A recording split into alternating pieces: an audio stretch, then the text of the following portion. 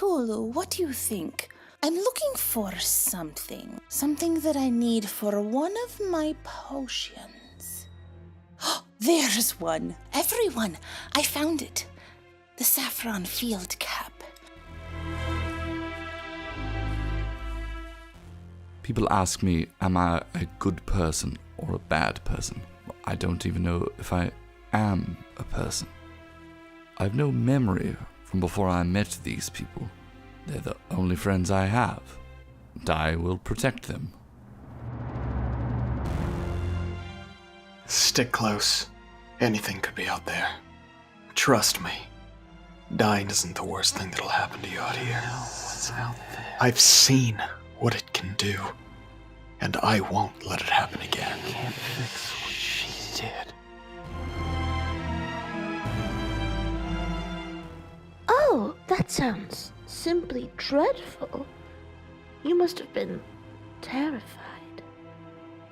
Would you mind repeating that last part? Don't be afraid to really slow it down. Let's dig into the details.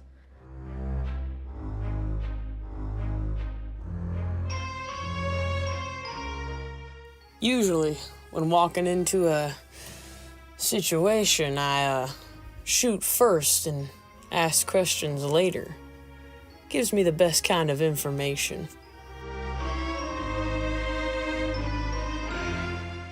The secrets of Archaeath and the Arks. Why we've hardly scratched the surface. I intend to make the first dent. Where you see binaries, I see an alloy. Divine, arcane, wholly separate forms of the weave. I have combined them.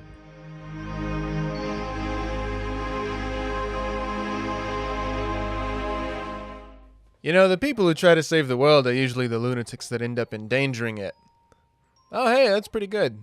You know, I'm gonna write that down. Where's my pen? Where'd it go? Nim?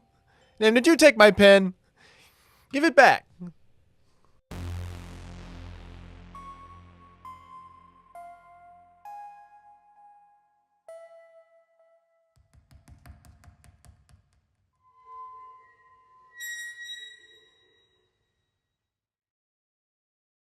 Oh, and welcome back to the Shifting Realms, where we are going to hopefully, possibly, maybe, somehow try to rectify the decisions of our past and to figure out our collective decision-making powers and figure out what type of potential consequences might come from touching a cursed locket and getting sucked into some type of doll tower. But let's go back a little bit. How did we get here? In fact, last episode, this specific team made some remarkable collaborative decision-making. They said, you know what, you're best for this, you're best for this, let's split up, let's go do a little bit of sleuthing, let's just go have a chill, casual day over at Finanigans, everyone's favorite local family bar and grill. Look at me. Uh-huh. Never again. Never go there. It's a good time. So many things were learned. Let's start first with the recap of the individuals that were going to investigate the bodies. The body that had just been brought up, seemingly linked to these recent disappearances. Through some remarkable collaborative detective work, we learned that, oh my goodness, there appears that there might be a small coven of vampires. Located, well, by my standards. They're short. They're all small statured. They're all small statured. Ooh. We find out there's a small coven of vampires somewhere here around under Port Haven. Oh no, whatever shall we do? Luckily, you're able to put all this together, but at the same time, we smash cut to what was happening across town. Oh, what was happening across town? As Ireland says, oh, why is it not whispering to me anymore? And it opens it back up, gets sucked inside the locket. Oh, no. The police are called. The police? Well, not even that, but the police are just like, what is this scene that's being made here in the middle there? People are screaming, things are going on. You're scaring the local citizens who are just trying to have a nice breakfast on the patios. Certainly not your fault whatsoever. Certainly not your fault whatsoever. Yells, screams, give me your ID, show me what's your proof. Some remarkable, I'm not even gonna call it lying because you somehow scrawled a near perfect permit immediately on there. On your palm. Everybody holds it up. Look at this. Believes.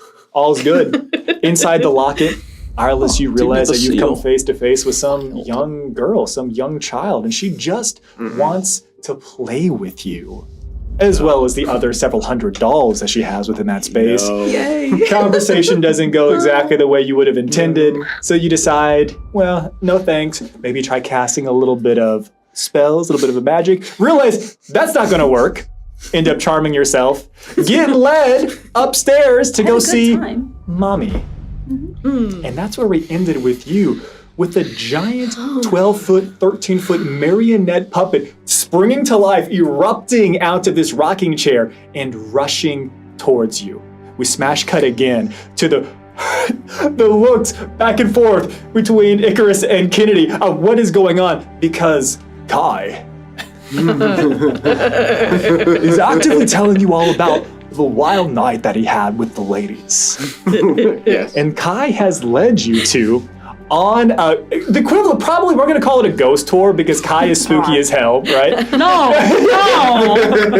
he's everybody's worst nightmare, and he's leading you on a tour of town, and he's saying, yeah, this is like where they took me to like the alleyway. I thought it was gonna be fine, and then all these ladies like jumped out.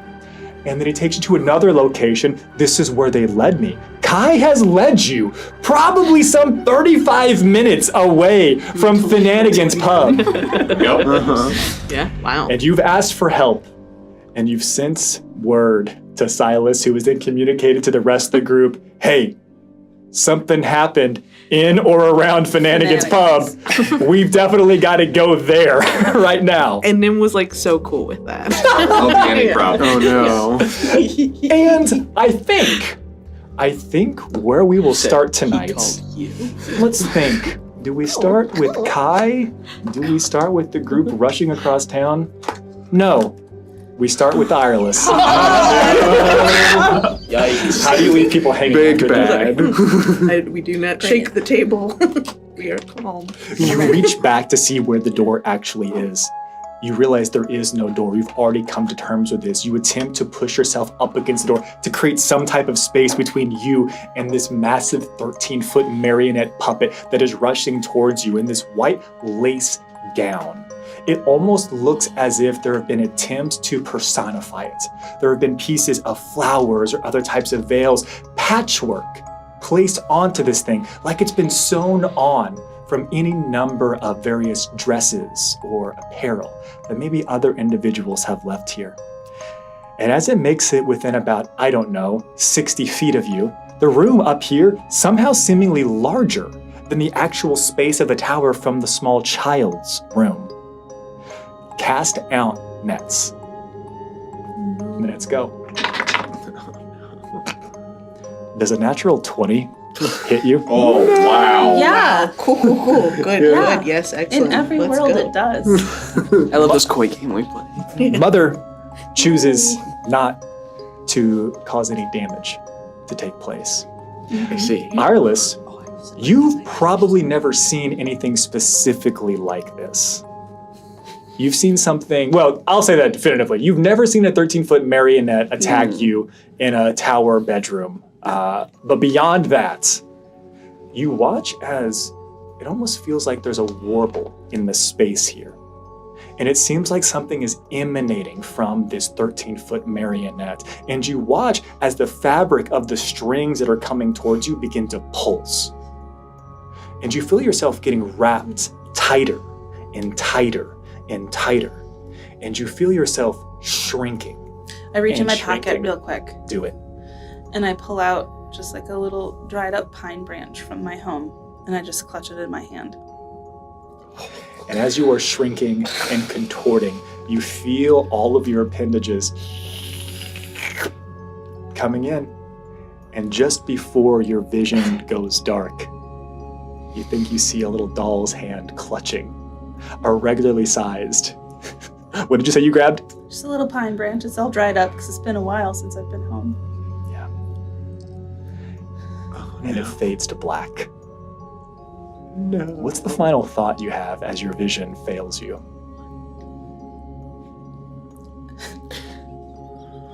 I've made a really big mistake. Whoops. Goofy shows up. Oh It's the no! actual, it's the Oh, baronet copyright. puppet, it's Goofy. Takes off the mask.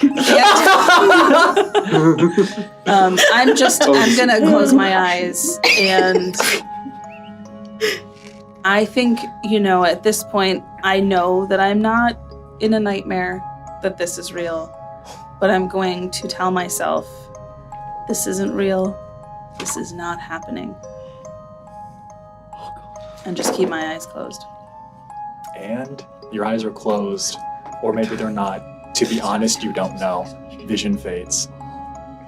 And we leave this scene, Ireless. And we start with the group that is gathered and is attempting to rush across town as quickly as they can to the location that has been given to them, which is certainly Finanigan's Pub. Lucius has agreed to assist you. He is following you. He is ready to assist with whatever it is that is going on. And as you all jump into the scene in RP, you think you can hear him muttering to himself, I certainly hope they didn't take anything from that warehouse. What are you doing? I look like a dog does when you ask what's in that, like what's in your mouth.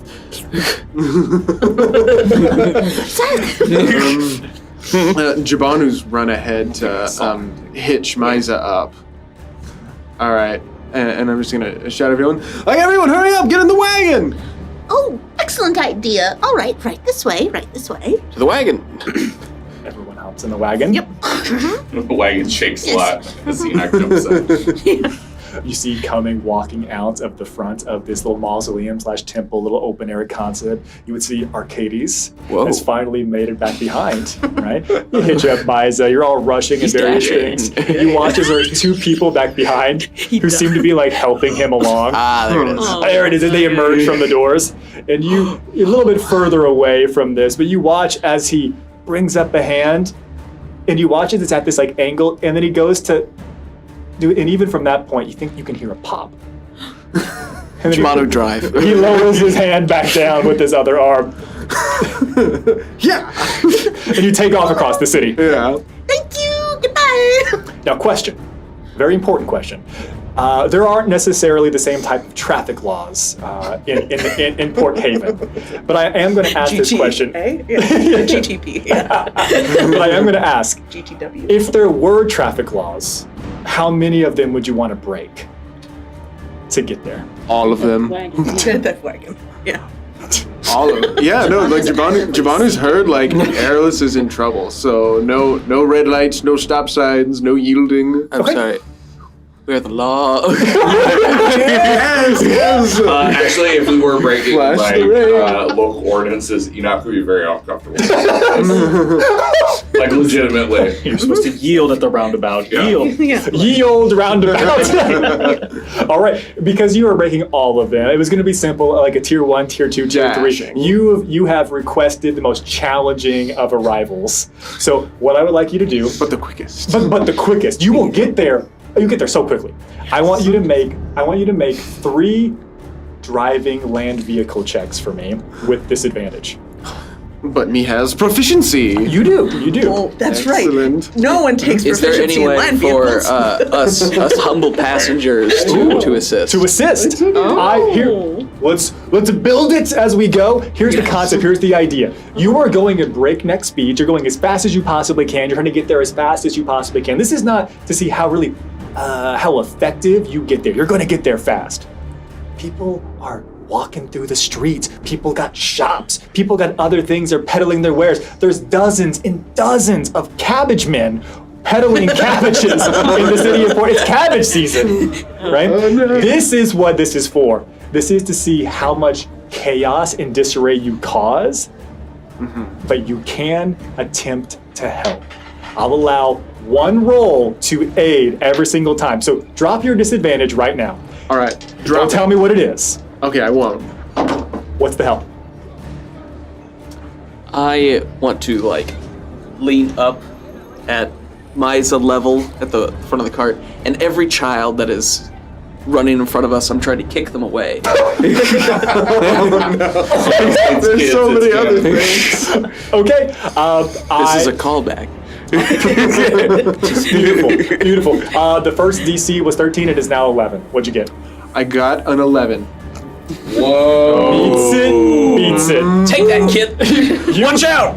You go to kick one kid, and you hear, "Hey." I kick harder. Yeah, and you and the wagon comes to a halt. No, I'm just joking.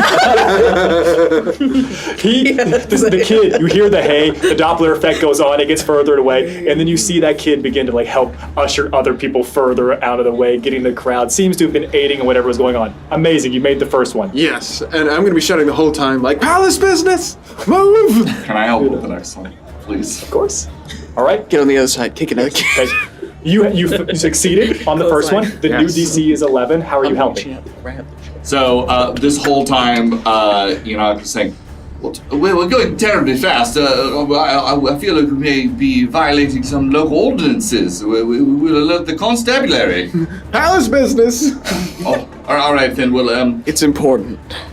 Very well then. So I take 2 rocks and one. I put on top wait for it.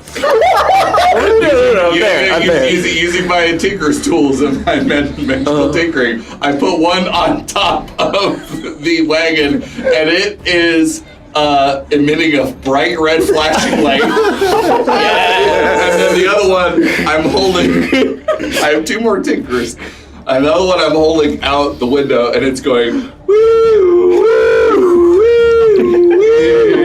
for a 10-foot radius. Yes. Your DC is now 9. You hear somebody say, "Martha, I think they are having a parade today." Oh my God! Rolling it. All right. The new DC is 9. Oh, I got an disadvantage. Oh, I got an 8. It was a 19. Oh no! Speed bump. I'm sorry, getting Martha. +2 to my proficiency bonus.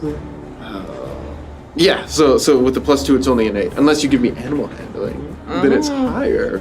But do you specifically have proficiency in land vehicles? I do, yes. That's what we're using, dude. Oh, yes, it's the only one an 8. time you actually take it and use it for the benefit. Now we're going to lock you into. Okay, so you fail this time. And again, it's not going to stop your procession, right? You're still moving forward. You're still going quite quickly. People are getting out of the way. One unfortunate thing does happen. You kind of have this beautiful drift moment whenever Maiza just kind of whips this wagon around. Yeah. The wagon is skirting around and just scrapes across the front of some like glass shop.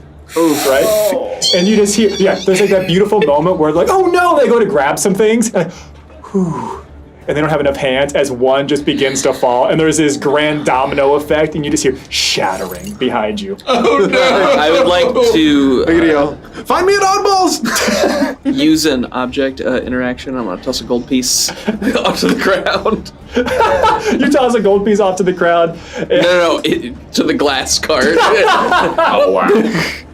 It's beautiful. You're worried. It's covered and beautiful. That's fine. We're fine. Don't stop. Lot of things. The next one, it is now back up to 13 because you failed. Got it. Wonderful. And then Nim's going to cast Rushed Incantation, and I'm going to There are no use of that. Oh, I know, God. I'm going to use Rumor. Oh, shit. Why do you all have this? Because it's awesome. Because it's so good. Wait, I also have rumor. And then I'm just going to sit up and I'm going to say, "Oh no, the sun's gone. Looks like rain. Better get inside." Interesting. Interesting. Rushed Incantation. What's it look like whenever you go through? It's a primarily verbal incantation, but it's still a ritualistic. So I think it looks like it's just all the movements and the ritualized poses and styles just happen in an instant, and it's just like interposed on top of each other, and then you hear that sound dissipate into the crowd. There was a split second where I there look was up. almost like a pop, like you've just had a pressure shift in your ears, and as you look out, it just begins to spread. And then it's casual, it's very effective. It's not like some everyone, "Oh, we should probably get inside." It's someone has a genuinely good idea that hey, I just heard from so-and-so, bad storms are coming in, we gotta go. No, it doesn't look like it. Hey, trusted confidant here, come on. And they just start to disperse. DC is now just flat 10. Flat 10, all right. Yes, I got a flat 10. Welcome to the session of good enough. That's all you need. C's getting degrees, baby. So you arrive. You arrive so quickly. No. It does take you probably about it's even at the speed that you were going, it probably takes you a solid like 30 minutes to get there. Like, So they've just arrived to where they're at in the alley. Yes. Okay, beautiful. 100%. 100%. And so you all arrive, you are outside. Finanigans is on like a tavern in square type of thing, right? So you see a couple other individuals. There's a strange guard presence here that I think anyone would notice. It looks like they are doing some very intentional patrols. You all haven't been in the city for very long, but you've been here long enough to notice that, well, actually, maybe you wouldn't have, because you got here on a cataclysmic day, and this could just be normal. There does appear to be a lot of guards here currently. Ma'am, Yes. we were exceeding the regulation speed limit. Oh, that's okay, sir. That's why they're waiting here for us. Oh no, we're a law unto ourselves. Has anybody seen a man in a hat and high-heeled boots? One person is eating like a croissant out of one of the patios out there. Yeah? Where? Points to Finanigans. Oh. And it says, Oh, shit. on. And they play away from Finanigans. Which is it? Both. A singularly unhelpful individual. Well, hang on now. I'm going to put in this information that Icarus gave Kennedy a suit. So that individual would not Did you change your shoes? Did you change shoes? Did you change my shoes? I will rewrite this right now. It was the robes were magic, so your whole outfit would have changed into a tuxedo, I believe I said. And I don't believe tuxedos are typically worn with boots. To be fair, this conversation still happens. This conversation still happens, and then another. Yes, you're right. No, I'm just fucking with you. I ain't seen him. See,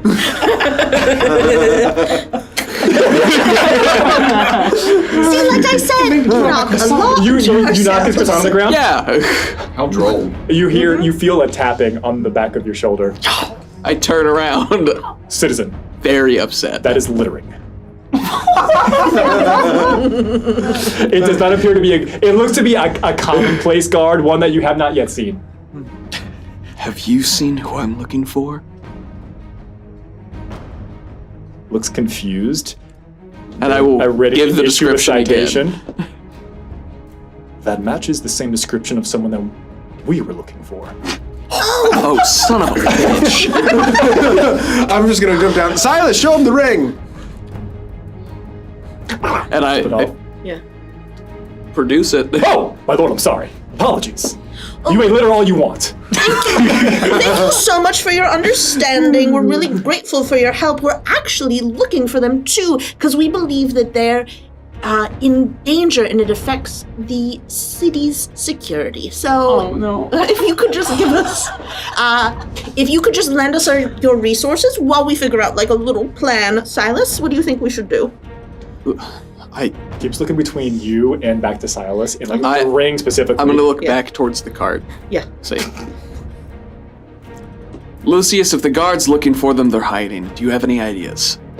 Lucius does that like total bro thing where he's just been sitting waiting, slowly opens the door, just comes out of the cart, and they seem to recognize Lucius, even though you had the key. The ring to the city. To the city. To the city. It's a key this long. Yep. And I go. Carmath actually has it. Currently, it's in your possession. I look like a Keymaster Flavor Flav. Yeah, boy. Lucius walks over. What seems to be the problem here, guards? And they continue. Sorry, we didn't know that you were working with these individuals. This one seems to have the signet ring of House Stormwave. I'm gonna looks back to you. We're more than happy to offer any aid. If they are truly in danger, that might explain the erratic behavior that was noted earlier. Yes, that does. Sounds so unlike them. It must have been a very extreme circumstances. He seemed very stressed. This is the report that we received. It takes out a small padlet, like any cop would have. Two very attractive individuals. It just passes it to you. Strikingly so. Oh, thank you so much. Yeah. Two strikingly attractive individuals. No. Says something about a theater troupe, some type of performance in the street, something about causing unrest and revelry in the streets, a questionable permit, unable to determine authenticity to any full degree, not enough evidence to prove anything. Otherwise, though, lost them in Fananigan's pub. Oh, it sounds like they were undercover, Silas, right? This was the undercover plan we agreed on. They were going to pretend to be a small circus troupe, right, What? Silas? There's a sketch also on there, which is like one of the pivotal moments where Ireless is no longer there, and the two of them are just looking at each other like, ah. And that's the sketch. That's their wanted poster. Question: is there any mention of Alvin in the report? Right? You can't forget about Alvin. I like to imagine that the guard was very embarrassed that he was bested by basically a butler and omitted that. What an interesting question. There does not appear to be any mention of Alvin on this specific Padlet. I was born in the shadows. Something terrible's happened to they're in the pub. Ellery's and Alvin. I'll check, and I will walk into Fananigan's. Yeah, I've unhitched Saloon Miza, style. and I'm running in behind Silas. You run into Fananigan's, you come in afterwards. I get the doors open, and then Chibana runs past. Hey, welcome to Fananigan's! How are we doing, everybody? You triggered a Can I offer you into a possible scorpion bowl? We've had a lot of great sales None today. of this right We've now. got mozzarella sticks. Veto. Mozzie sticks. Skip. Listen. You we're can't looking for skip our good friends. times at Fanatigan's. Listen, we're looking for our friends. It's a guy with the golden skin. Everybody's friends at Fanatigan's. Shut the hell up. He's got a mask. I can't. One blue eye, one golden eye. He was with here with someone with a cool broad hat and boots. Does this ring any bells? Hey, would you like to speak to my manager? There was another guy, and I'm also going to physically describe Alvin, but I'm not sure what Alvin looks like. For him, slumped. Yes, and there's this other guy that looked exactly like an Alvin. He just had that face. Yeah, he had that face. So many like chipmunk. Sounds like you're describing one of the individuals that came in here earlier. They ordered about 9 scorpion bowls, and that one was on the ground for most of their visit. Oh no! Where are they? Oh, they left with one of our regulars. Was there a woman with them that had a horn? Horns. 2. Pretty sure I remember that. Or a really cool hat. I see lots of cool hats at Fanatigan's, and you see a lot of people wearing these strange, large, like paper hats. They're not here, and I leave. I turn to leave. Hey, can I offer you a punch card? Actually, yeah, give me that. It says buy 8 scorpion bowls, get a 9 free. You're too much. Dial it down a bit. I lead in sales. There's too much flair here. Did they go in when they left? Hey, Fanatigan's is my life. I literally live here. I saw them leave through that door. I lean in closer to him. He leans in. Are you a construct? Buddy, great question. I know. I ask very astute questions. That's why I asked you. Are you a construct? He's leaning into you, and he's wearing a really big smile, and you watch tears begin to well in his eyes. Aren't we all just constructs, my guy, here at Fanatigan's?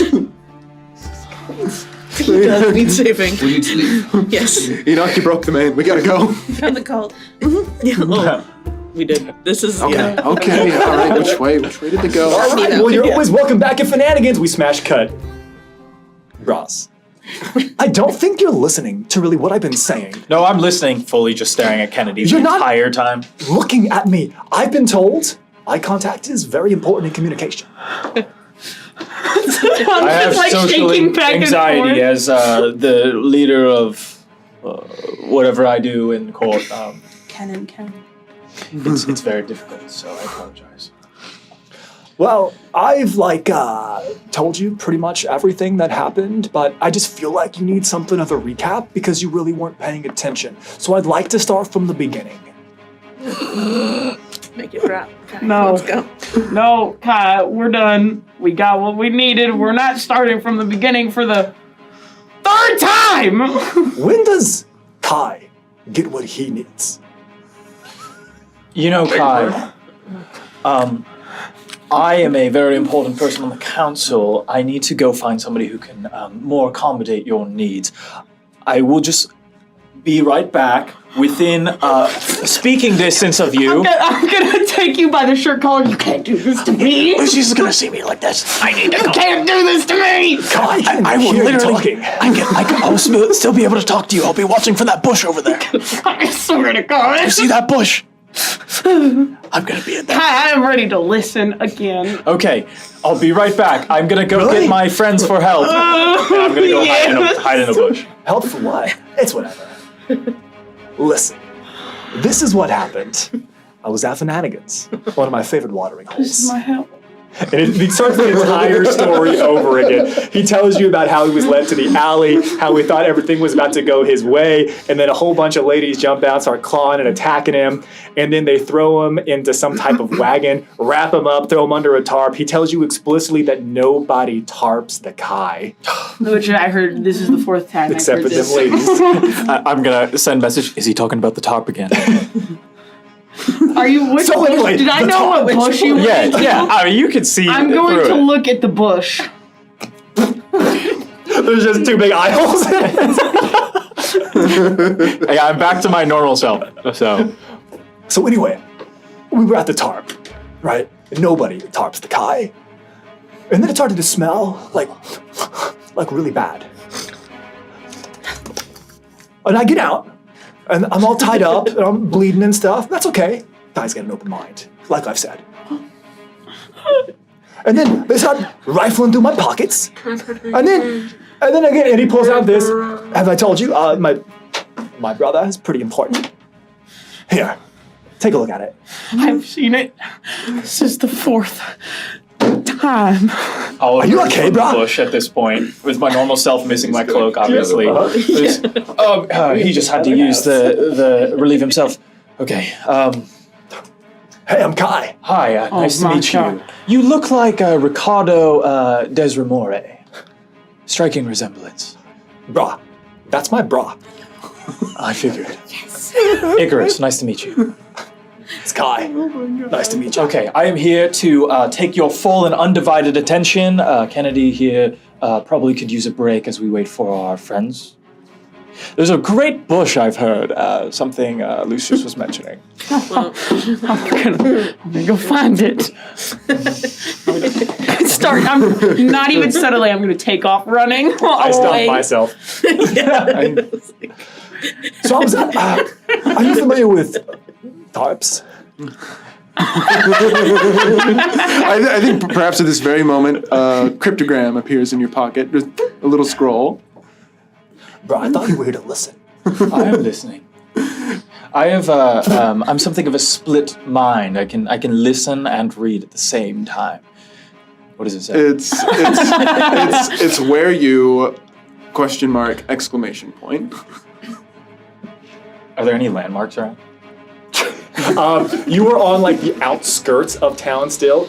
You are outside of most of the normal. You're definitely away from the market districts. Okay. You're outside of like the city residential area. You were closer now into like the version of like the suburbs. So there's probably more like interior wall farms, not like the exterior farms that would be much broader and much larger. Also, you would see that there does appear to be a little bit of mechanical is not correct, but there do appear to be a couple of shops out here, or little, we can call them fantasy factories, if you will. There does appear to be, a little industrial zoned appropriately, industrial as by nature. There appears to be something that looks like a tannery. Okay. Not terribly far away, which is probably where that smell is coming from. Gross. I will kind of corral Kai, and I'll send a message to you, heading to the tannery, for everyone to find us easier. What can I respond to on the thing? It's only one way. Okay. Where are you? It's a cantrip. I didn't get anything back. I'm gonna kind of corral Kai towards the tannery, just so we're near something recognizable as he's telling the story. Like I was saying, this is where it happened. They see that card, they find out who my brother is. Apparently, they must have some type of history with my brother. Always been in his shadow, you know? So anyway, there I am, naked, obviously. And then I feel something hit me in the back of the head, kind of like a shovel. I'm going to send a message to Silas. Yeah. And just, Tannery! The goddamn Tannery! Get me out of this hell! Right, There's no volume control. It is potent. Potent is putting it lightly. Yeah, so my hand goes straight to my head and I like wince. Oh my God, Silas, are you alright? Shink! Do you need medication? I told you I did earlier, but like, no, the tannery, they fucking left. Oh, good. So he called you again. Cool. Awesome. Great. God, it's loud. All right. Wait, I'm gonna see one of the guards. Do you know how to get to the tannery? Who are you asking? Just one of the guards that's just standing do you know around. guards? Certainly. Would you like an escort? Yeah, actually. Yes. Again, you ask for it to have the conversation, and it doesn't stop, looks at you. Is that what you would like? Yes. These are my companions. We're all on the same mission here. Very well. It will be so. And they take probably a couple of minutes, a few others come forward, and they get, there's a couple other carriages that get brought. Essentially, there's not just like wagons with horses, and there were just guards here in this area, but they bring a little bit so they can have one in front, one behind. That way they can help clear the road a little bit ahead of time and get you there a little bit quicker. It is going to take you probably still about 20-25 minutes to get there, which we will now role play in real time. No, I'm just kidding. As you go ahead. I'll put a light cantrip on the tannery. Oh, there's a quest marker. Just thaumaturgy, just like some voice booms. Just some voice booms. Message to Silas. We're here. Sorry, what were you saying, Kai? Silas, tannery. And it's booming. Was it 300 feet, 500 feet? Yeah, we'll say that. 500, why not? Round up. It says 4.8 miles here. And every single time he's telling you the story. What are you doing? Trying to alert our friends. Oh, okay. We have a bit of an emergency going on. What do you think Alvin's doing right now? Just sharpening his hand claws, like his fingernails. He's the butler from Usopp arc of One Piece. No, I don't know. I'm very focused on occupying Kai. I think Alvin is probably with Kennedy. I don't think he's been instructed to stop faking being passed out yet. Oh, good idea. Yeah. He is on the floor next to you. He like was brought. Yeah, somehow you either carried him. No, he's an adept crawler. He crawled through the streets of Port Haven on a dark alley nightmare tour. If you were looking at him, he stops, but if you look away, he does the worm. Yeah. And we fast forward, and Kai tells the story no fewer than 6 more times. And on the 6th time, when he ends it, Kai says the following. Sometimes I think maybe the problem's me. You think so? Yeah, that's what the Kai said. Incredibly astute. Which attempt got you to that conclusion? Was it 5? The party arrives. Silas, we are here. Kai, if they didn't, I'm gonna kill you. Did you say to kill him? That is what we say to our friends. Alvin wakes up. When we don't want to cause harm to them, for in the most roundabout way possible. My hand is like almost on my gun. Alvin winks at you. No, Alvin. He goes back to bed. I'm gonna. Icarus, where is she? Where is she? Kai, close your eyes. Oh, I see what's going on. Yes. Who the hell is this? Have you learned nothing? He pulls down a very soft velvet cord. The guy's prepared. I grab If you don't walk away right now, I will put you in a goddamn tarp. I will put you in a tarp. Again, Icarus, you choose your friends. I grab you by the shirt. Don't trigger the cutscene. You watch. He puts some sleeping mask over his face that he seemingly already had, and then like walks about 15 feet away, with his back to you all. That man is my new enemy. You don't even know that. Is she? Focus. Listen, where's Airless? Lock it. What have you done? I'm just gonna hold up the locket. She's in the. Wait, where'd she go? I don't fucking know. Oh, it's open. Yeah. There's nobody else in the room right now. Oh no. You can only see that chair where the desk is. You cannot see any distance beyond that like seating area. However, you've got a passive perception of about 21. In fact, exactly 21. And as you hold it open and it catches the still morning light. Weird. It's approaching afternoon, really. It's not even lunch. It catches for a moment. We have lunch it plans. Looks like there is an outline, a visage of a woman with just bountiful curly hair for a brief moment. Arla, she touched a cursed item and is now trapped in the locket. We don't know how to get her out. Wait, why are we in the possession of a cursed locket? Yes. Why are we in the possession of a cursed locket? That's not the important question right now. We'll answer that later. Let's get her out first. I think she might be going to die. There's something in there. Oh, screw me. Also, Lucius, welcome back. Lucius, will you help us? I will gladly help you all. I will pause for a moment here and say, this could have been averted. Yes. It seems as if some items were removed from the warehouse I think after I had told you all that everything there was cursed or otherwise affected by the supernatural. It is possible some of us maybe were not conscious for that very Exactly. useful and I had true no idea of this. Message. I believe this. So I also had no idea. of it. Can I see that? No! I'm gonna grab the locket. I'm still holding on to the other end. Just let me see it. No! Let me see it. No! You don't know! Stop it! You would hear a booming voice come out of Lucius as he says, "Stop!" And I need both of you to make DC 20 Wisdom saving throws. No. Disadvantage. Yeah, stop it. No, only got a 15. Well, hang on Lucius now. did come with us in a way. It's not the good one. We were all Lucius all along. A cheap knockoff. You guys made Dad mad. 6. You both are currently paralyzed. And you would watch as Lucius walks over to the locket, and the locket just begins to float and come over towards his hand as it seems to wriggle and writhe as a little bit of, I guess, air or energy. Kind of like if you've ever locked your keys in your car, and whenever they come to help you get it out, they put the small tube in there and just inflate it a little bit.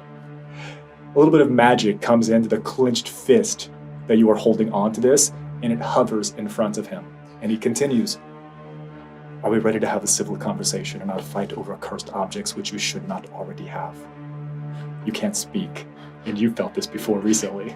We absolutely are. It's a bit of a panic. The guards tried to, no offense, intervene. Sounds like for the better. I apologize No, it wasn't. for doing what I did. I'm sorry. And you are released. Don't ever do that to me again. And as the locket floats directly between the two of you, I certainly hope I don't have to.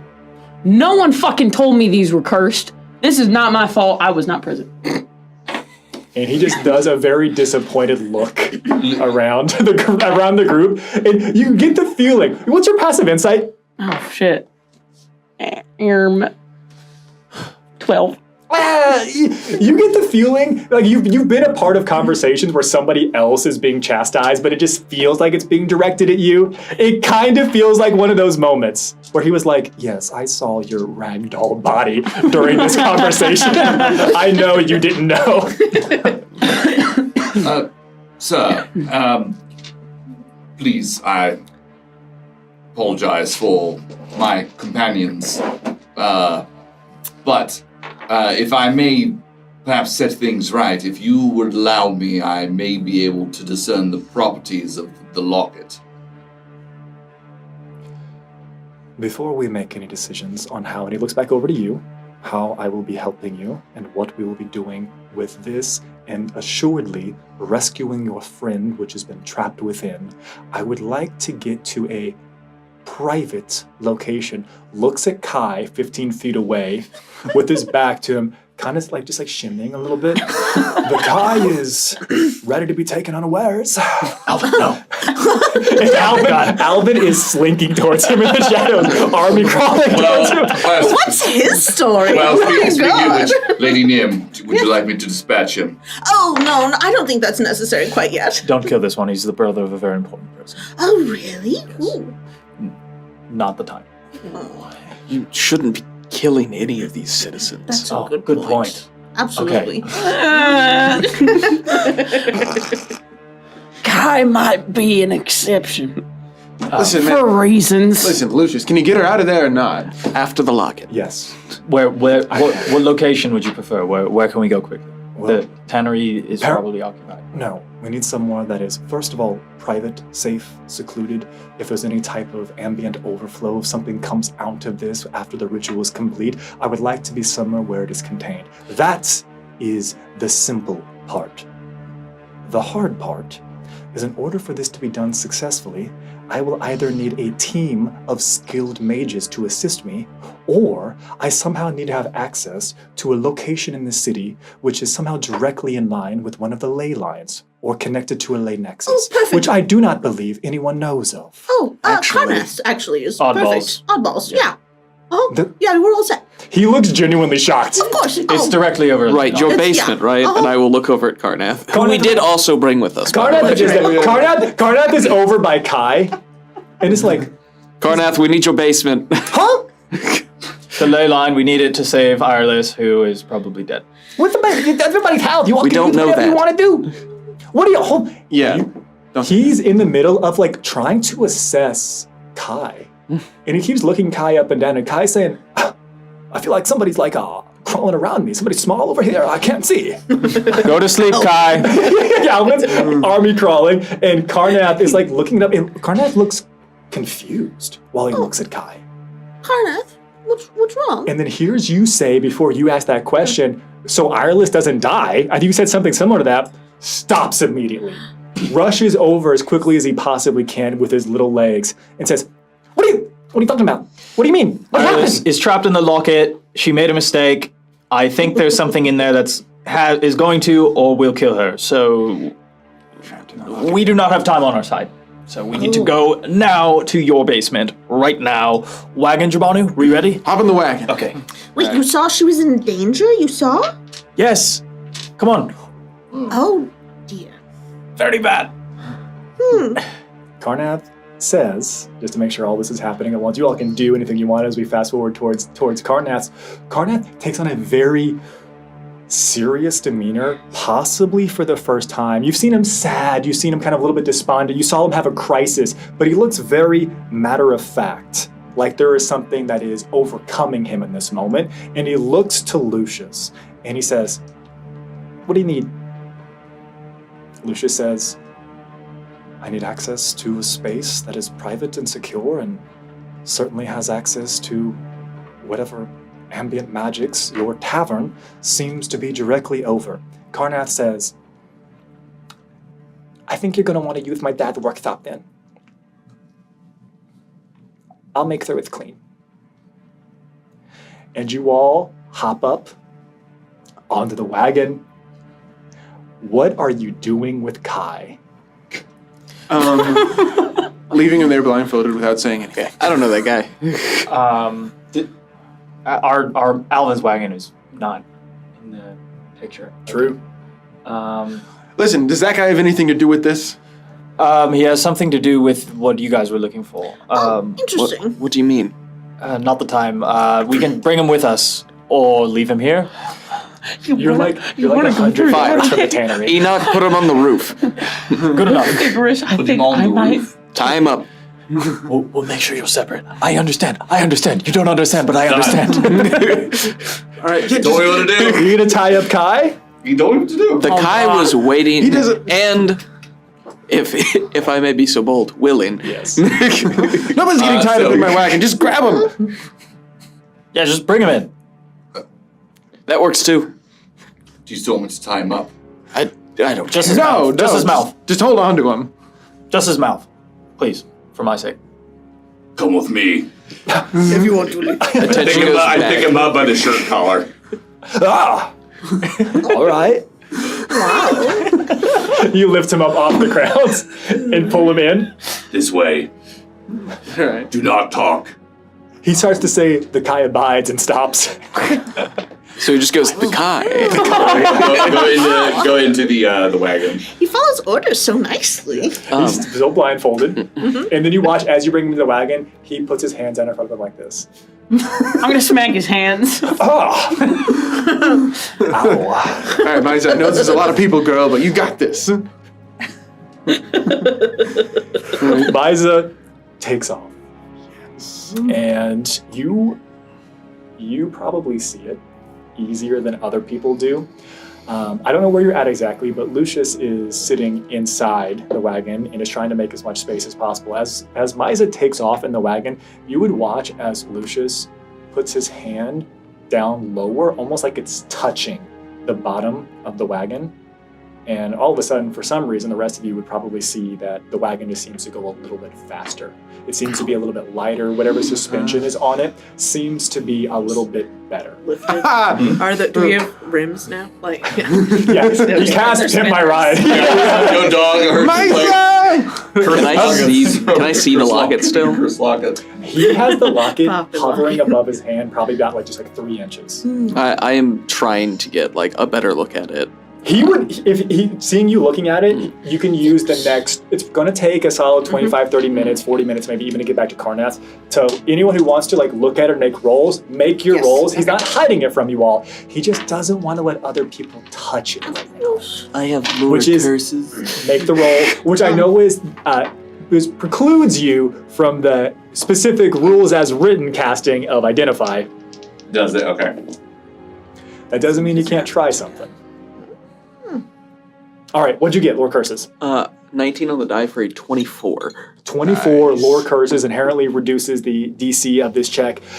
As he brings it over for your turn to inspect it, this is a classic, to be honest. Lightning in the bottom, guys. Slayers, unfortunately, do this from time to time. There are creatures, there are monstrosities, there are evil things in this world that are beyond slaying, that are beyond killing.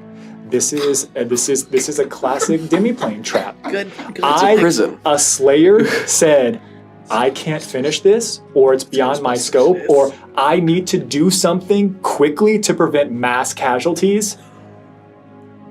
And this is, some slayers see it as a coward's way out, but it's also remarkably effective, but you don't finish the job.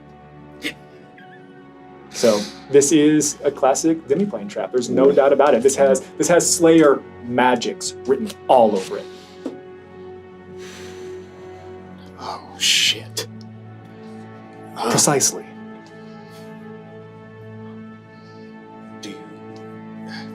I don't think there's an easy way for me to say this, but I think Irelis is in more trouble than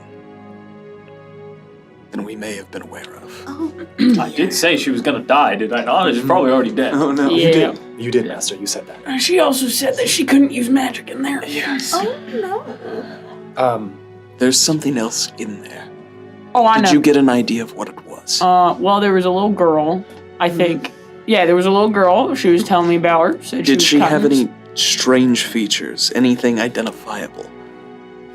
What you would have been able to describe is, I think, the things that would have been highlighted, that there were lots of dolls.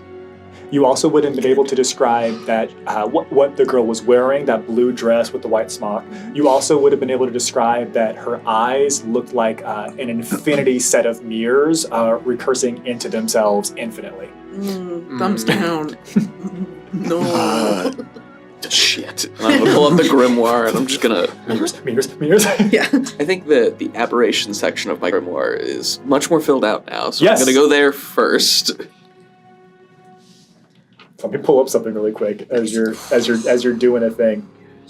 Okay, hold on. This is awesome. Because I'm just hoping that this lines up here. In the section of your grimoire, which is remarkably more filled in because of what you've recently been focusing on, what you've recently been doing, taking in that essence, it doesn't appear to have any connection to aberration. There doesn't appear to be anything directly helpful in the aberration section.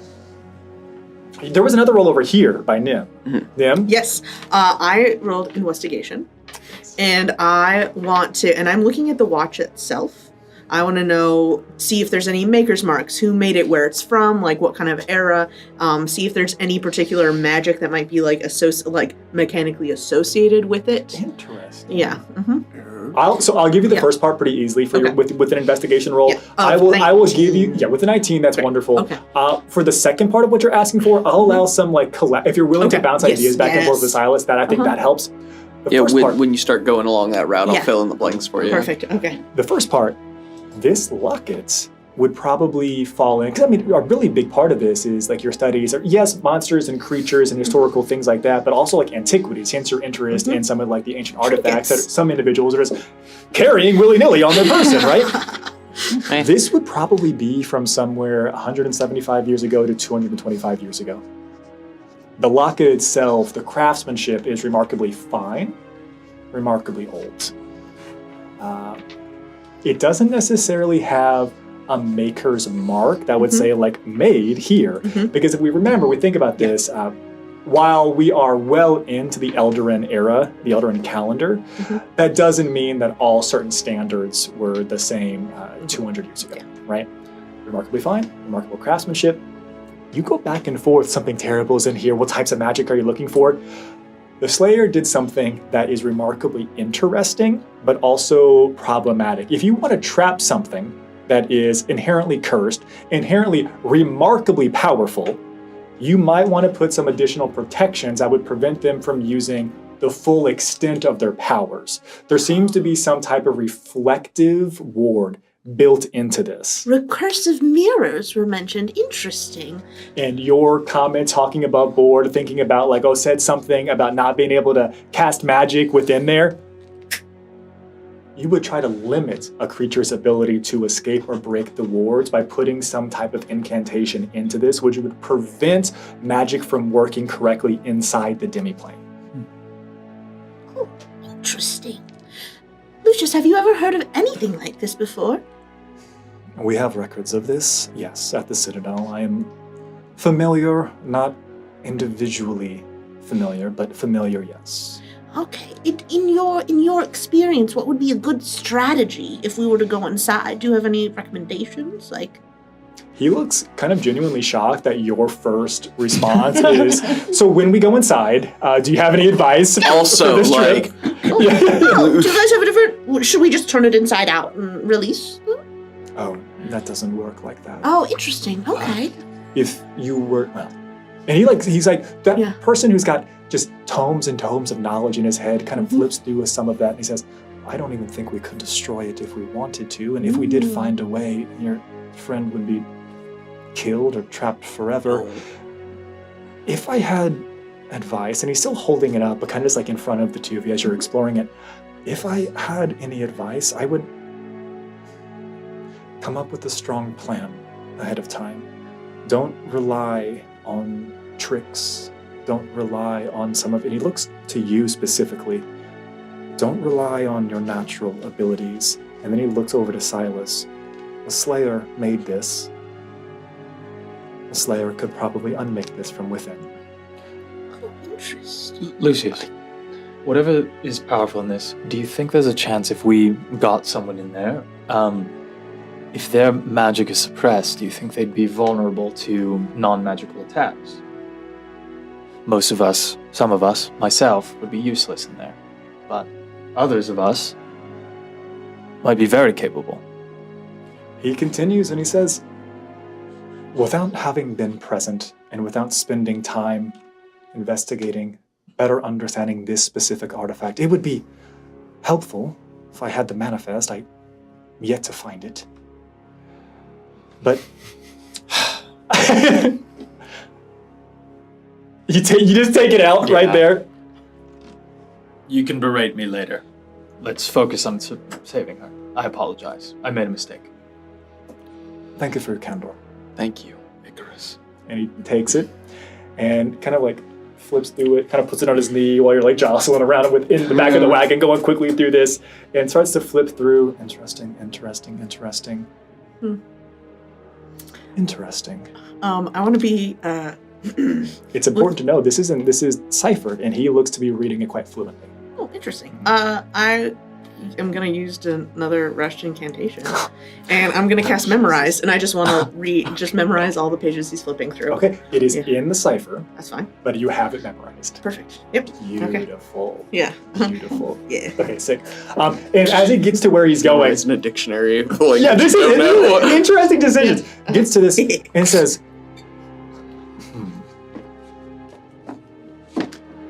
You said something earlier, and it's correct, Roger, if Roger's wrong. You said something earlier about your friend said that there was a child within? I think we saw her a little bit. Yeah, like a hand. The only thing that is logged here is that there was a child responsible for the massacre of an entire village some 200 years ago. Impressive. Oh, Bad. That's who I'd trap in a locket if I had to, I suppose. Well, further, at least from what I understand from this, they couldn't bring themselves to end her. I could. So they thought this was more humane. There's so much potential. Well, and he looks to you. He looks to you, Yeah. and he says, "Let's not judge those who've come before us too harshly, though I hope we won't make the same mistake again." Lucius, you said something about unmaking this, and truthfully, I know how to identify these things, but I don't know where to start from there. Can I see where he's looking when he references that? Sure. Just great. So just I have a place to start when I'm decoding it. Oh, of course. Great, wonderful. Make a note of it. I'll add that. Because he probably would, again, fluently reading through a cipher system, he's probably still tracking a little bit with his hand to make it easier. It's a moving vehicle. Yeah. Yeah. It's hard. You got to hold it down a little bit. You're like, oh, Yeah. Okay. So, sure. He continues and he says, "It's hard for me to give specific instructions. I've never been a slayer. However," and he reaches into, again, he's got little bandoliers as well, and he reaches into a small pouch that he has, and he pulls out what looks to be almost like it's not a diamond, right? First and foremost, he's not just like whipping out some big ass diamond, but he pulls out this remarkably clear stone, like more clear than it should be. It almost looks like sea glass, but not filmed per se. And it looks to be ovoid, a little bit egg-like, but it also seems like it's been carved a little bit, almost as if it is meant to catch and refract light in a very particular way. And he says, May I test something? If it'll help. Hold out your hand, please." And you recognize what this is. He has just pulled down a sunstone from Keloros. I look back. And he places it in your hand. And as soon as it touches your hand, there is this radiant light that erupts into this space. Cool. And I think instinctively I just close my hand around it to stop the light. And the light begins to kind of come out of the little spaces between your fingers, and then it quickly is dulled. And when you open it back up, there is this, again, this miasma. There's this Icarus fluid that is just swimming around within it. Little miniature Icarus, waving high. And it looks like it's Guy's over there. Guys, what are we doing? And it looks almost as if it is tethered to you. Whatever it is sitting on your hand, this cloud, this inky jet, this inky fluid that is filling this sunstone, no longer the radiant light. And he says, "That's what I thought." And he takes it back. And he says, "I've worked with a number of slayers from numerous guilds. I can't tell you how to do your job, but I can say this. You will be able to do it if you find out what the threshold is, what the key, what the binding is that brings this together. A slayer of your ilk made this. All you have to figure out is where they sewed it shut and unravel it. And he takes the sunstone back and he puts it back in there, and as soon as it comes back away from you, it becomes remarkably clear stone again. Is there anything else? I'm just going to remark over my shoulder. You spend a lot of time in Kailoros? I prefer to be in the field, personally. I don't always get along with others in leadership of my order, but I do spend much time in Kailoros, yes. What is your order? As you're bumping around in this, he's holding a cursed object floating above his hand. He's just had a fairly intimate conversation of unveiling kind of an aspect of who or what Silas is. He says, I find no reason to keep my true station from any of you here. I am a member of the Keepers. Oh, interesting.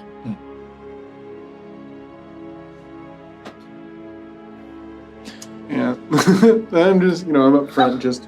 I'm looking around to see if anyone else, recognizes that. I look confused. I look impressed. I'm not involved in the conversation anymore. It's a widespread organization.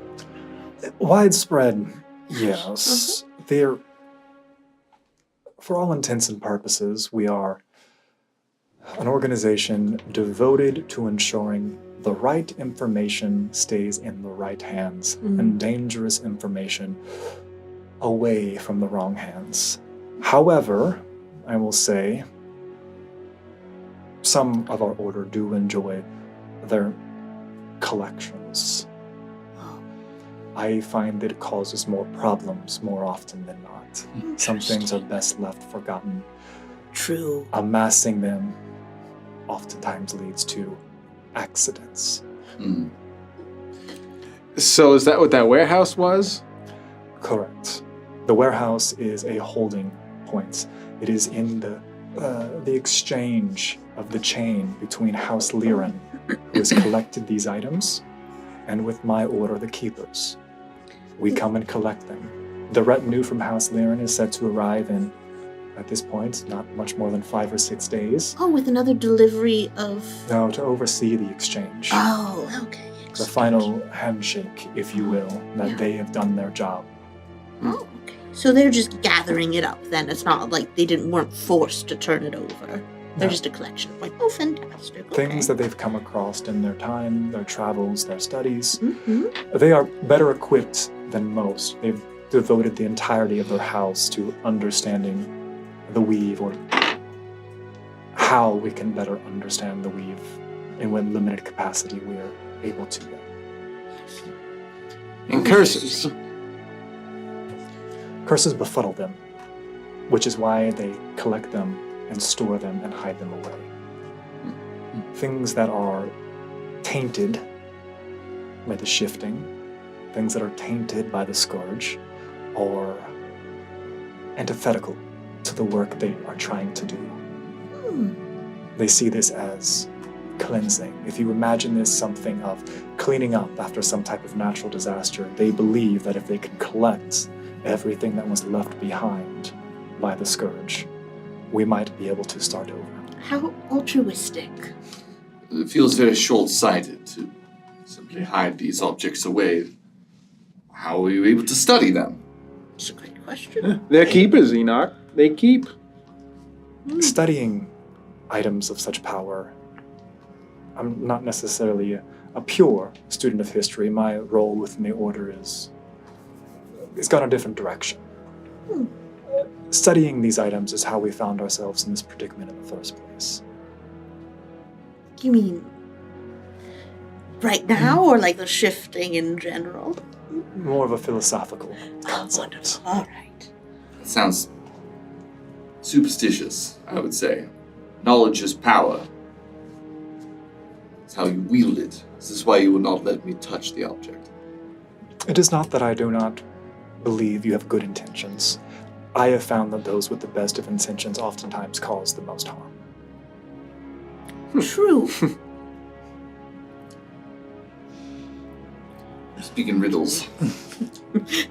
Yeah, it's the lunatics who try to save the world. I feel like I've heard that somewhere. And you all arrive at Carnath's. Just, Lucius, real quick. Did the manuscript say anything about what the girl was doing to the citizens she killed? How she killed them? I would need to spend a little bit more time. I can use the last 5 minutes before we arrive to Master Carnath's doing that for you. Sure. He does so. And then as you are all disembarking from the wagon, he would come back over to you in a very simplistic and very direct tone. From what I was able to gather, it appears that the girl's mother was a doll maker of sorts, and she died in childbirth. And in some type of homage or respect to whatever image of her mother she seemed to cling to, it would appear that she turned the entire village into her playthings. Wow. When they say love isn't real. And nobody came back from that, I assume. There was no reverse. The logs were between her father and the Slayer, seemingly the last two individuals of the entire village. I just kind of look at Jabanu and then... Okay, well, we better move quickly then. Did it say how they sealed it? He would say, not explicitly. I imagine that is some type of trade effect or trade secret that was better kept within your order than shared with us. We are fond of keeping things, as has been alluded to. And it would seem they did not wish for us to know. Always a student. I will work with Master Carnath to get this space prepared. Do what it is you need to do. And he looks around and he pauses. I can help you get your friend out, but not without sending you in as well. Do you understand? My breath was caught when you said that. You seem to have already known my intentions. Are you all truly willing to do this? Yep. Absolutely. Of course. I'll do what I must. He pauses, looking at you for a second.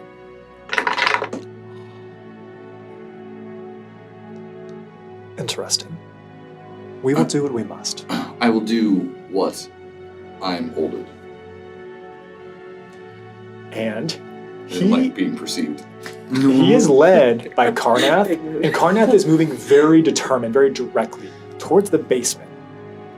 And you all, as you come in to Oddball's Threads, the place is not popping, right? But there are people here just enjoying themselves.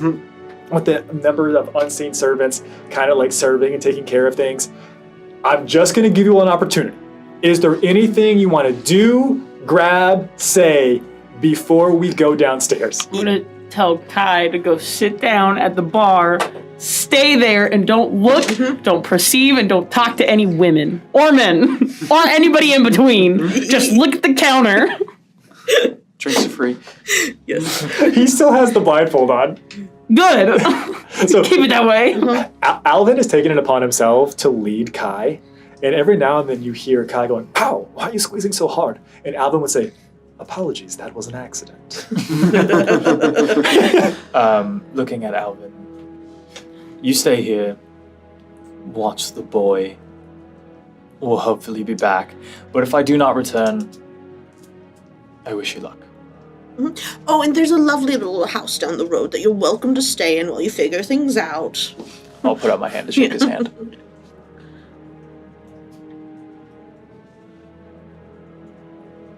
Any moment out. It's probably about 5 seconds. Okay. And he reaches out, and it's almost like he doesn't know what to do. You direct his hand up and down. You put the glove back on.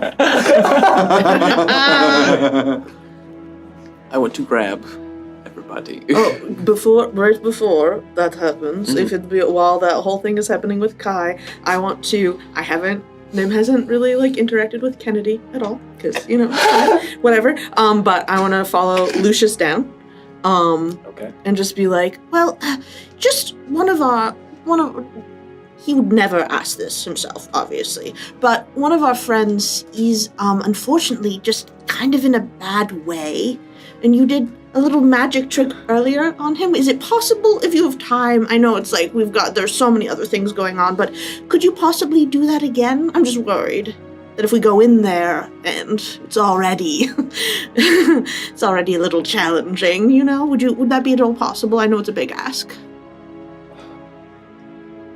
I am more than happy to help in any way that you see fit. I am in the service of how Stormwave and you all are doing their bidding. It will delay this ritual by 1 hour. Are you willing to wait?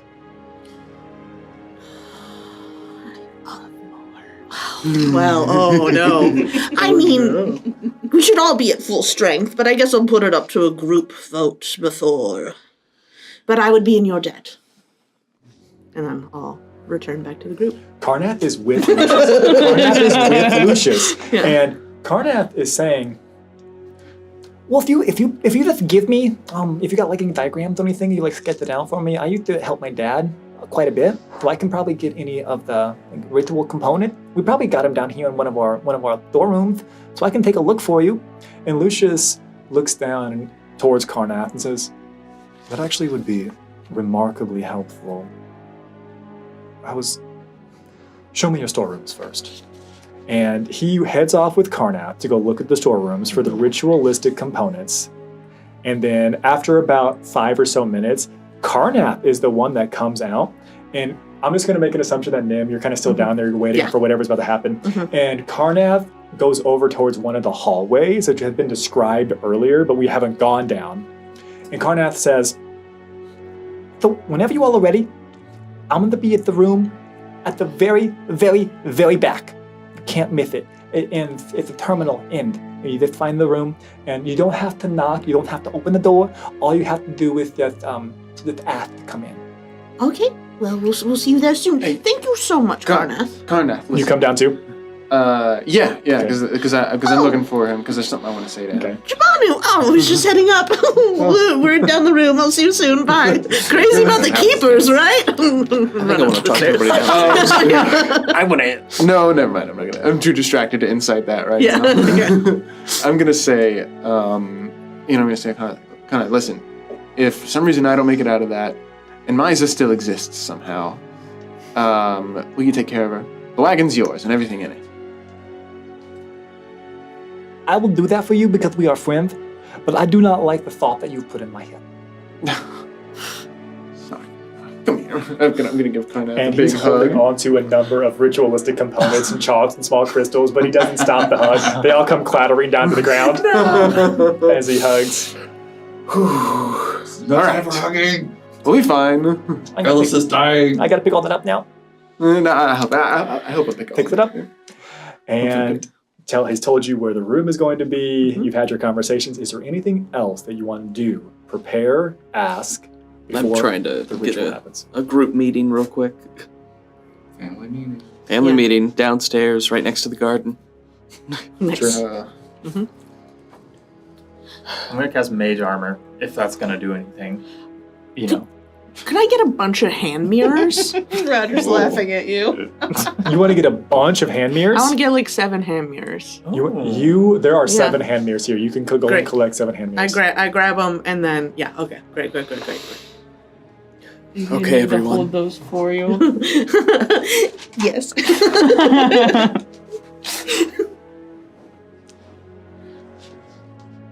Jabanu, I know you are ready for this. It seems it was already asked of you by someone else. The rest of you. Dangerous is not the word I'm going to use to describe what we're about to do. This thing was locked away for a reason, for frankly, somebody better than I couldn't do this. Oh, God. But they were alone. Icarus, I know you're worried you won't be much help in there, and if you're still bound and determined, while we may not be able to use your magic, I do need your mind. That's not going anywhere. We'll use my body to defend it. The rest of you, if you're really determined to do this, and what Lucia said is true, we might need these. Kennedy, we've already talked. I'm going to start. I had 7 of these. You did. I now have 6. Correct. Kennedy has one, and I'm going to start removing crystals. And I'm going to walk up to Jabanu and say, "It's very important you keep this on your person. Where would you like it?" Is it like does it have a string attached to it? Yeah, so these are like very easily seen on Silas's person. Can you put it around my neck? Can you make it like a necklace? And I will untie it and, make it a little necklace and hand it over. Kennedy. Nim, where would you like this? I guess like same sort of fancy necklace type situation that Jabanu's got going on. I don't know about fancy, but I'll see what I can do. And I will do the same. Great, take it by the string. Enoch. Do you have enough of these for everyone? Everyone will be okay.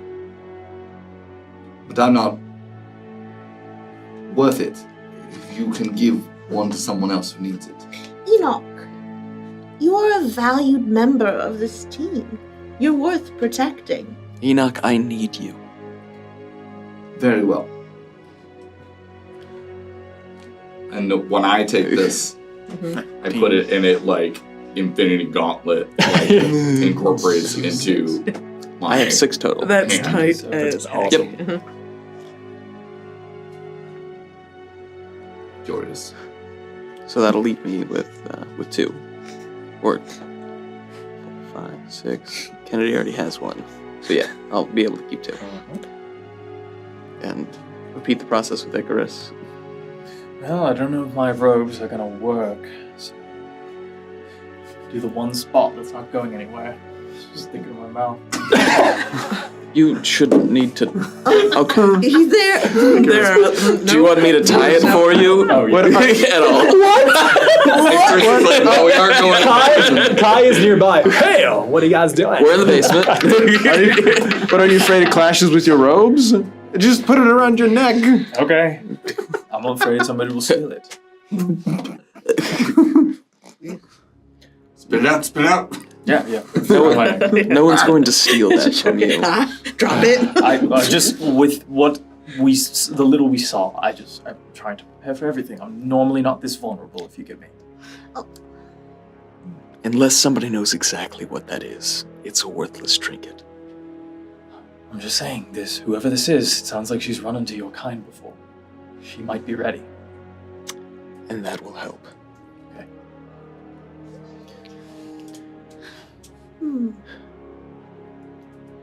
Any second thoughts?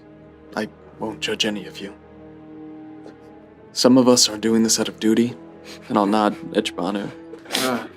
Some of this because Contract. it may be the right thing to do. Well, she's one of ours. She is.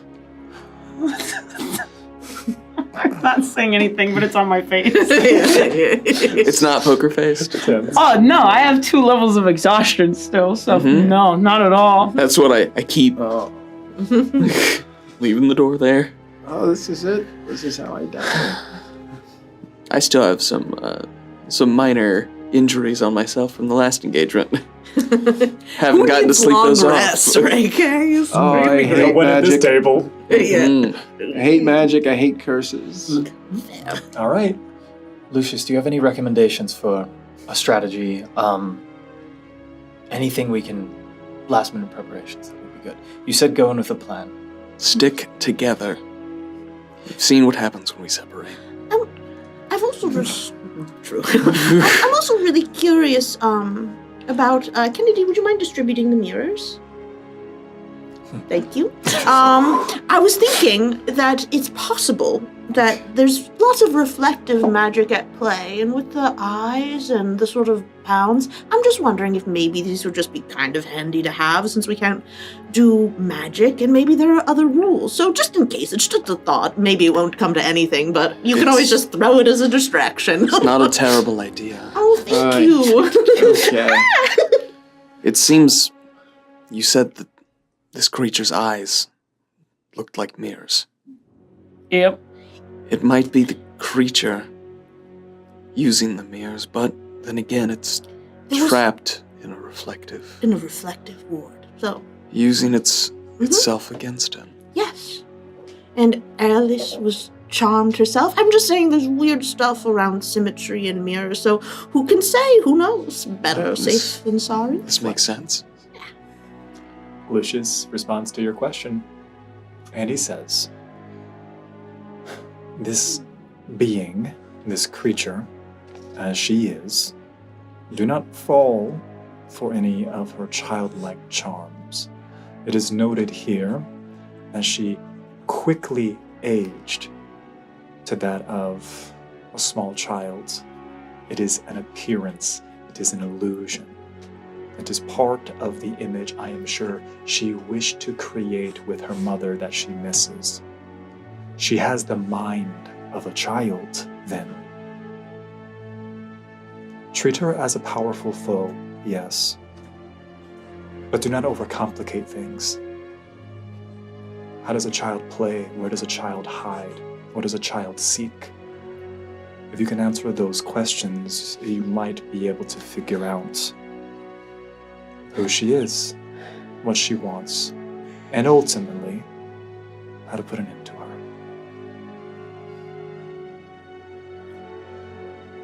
Are we ready? If I could just have a moment. And I am going to try one more time to call back the spirit. This is so important, please. Here's what I want you to do for me.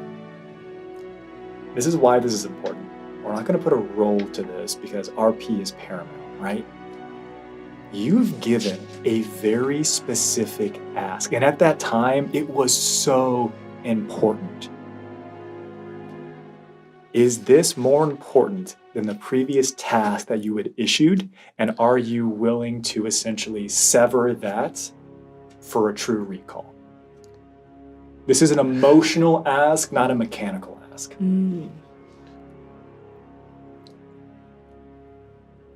Yes. Okay. People are dying no matter what I do. Okay. But I know this one. Do me a favor. Do me a favor, and I want you to drop a D100 for me, please. 79. Okay. We're going to round up to 80, and it had completed roughly 80% of the task that you would put before it. Nice. And Glad I didn't get like a 4. Yeah. Yeah. I will grant it. I had a minimum threshold. It'd been gone for the entirety of a day, but I wanted to see if you could beat my threshold. You sever that connection, which is less of a tether or a connection and more of the previous mission, the missive that you've given. I need you here with me. And for those of you that see still down in the basement, Silas close their eyes, and do you say it aloud or do you just think it in your head? It is a small whisper. There is a small bluish glow that begins to come over the body that is Silas. And there's a little bit of a reverberation as it looks like there's some type of duplication or echoing effect. And you would watch as that same ghostly ethereal figure just steps out of Silas's body.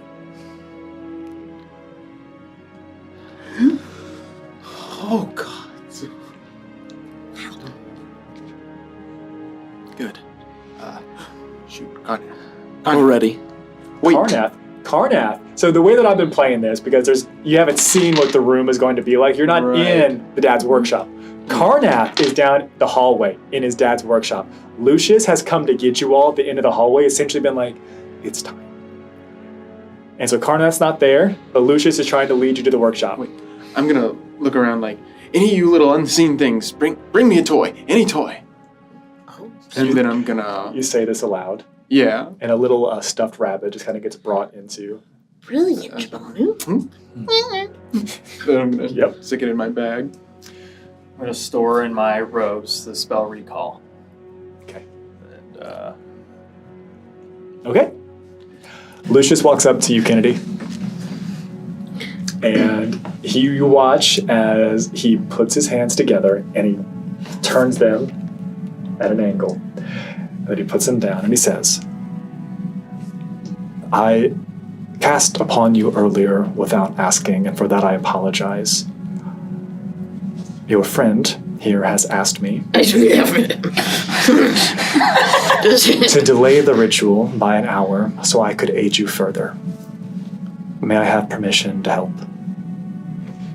I'm just gonna did he motion to Nim? Hey, there was a small head nod, yeah. I'm just gonna side eye, just bombastic side eye. Just for the good of the party, it doesn't matter. It's fine. That's fine. Yeah, so probably with Silas because he's like your new best friend, and that's fine.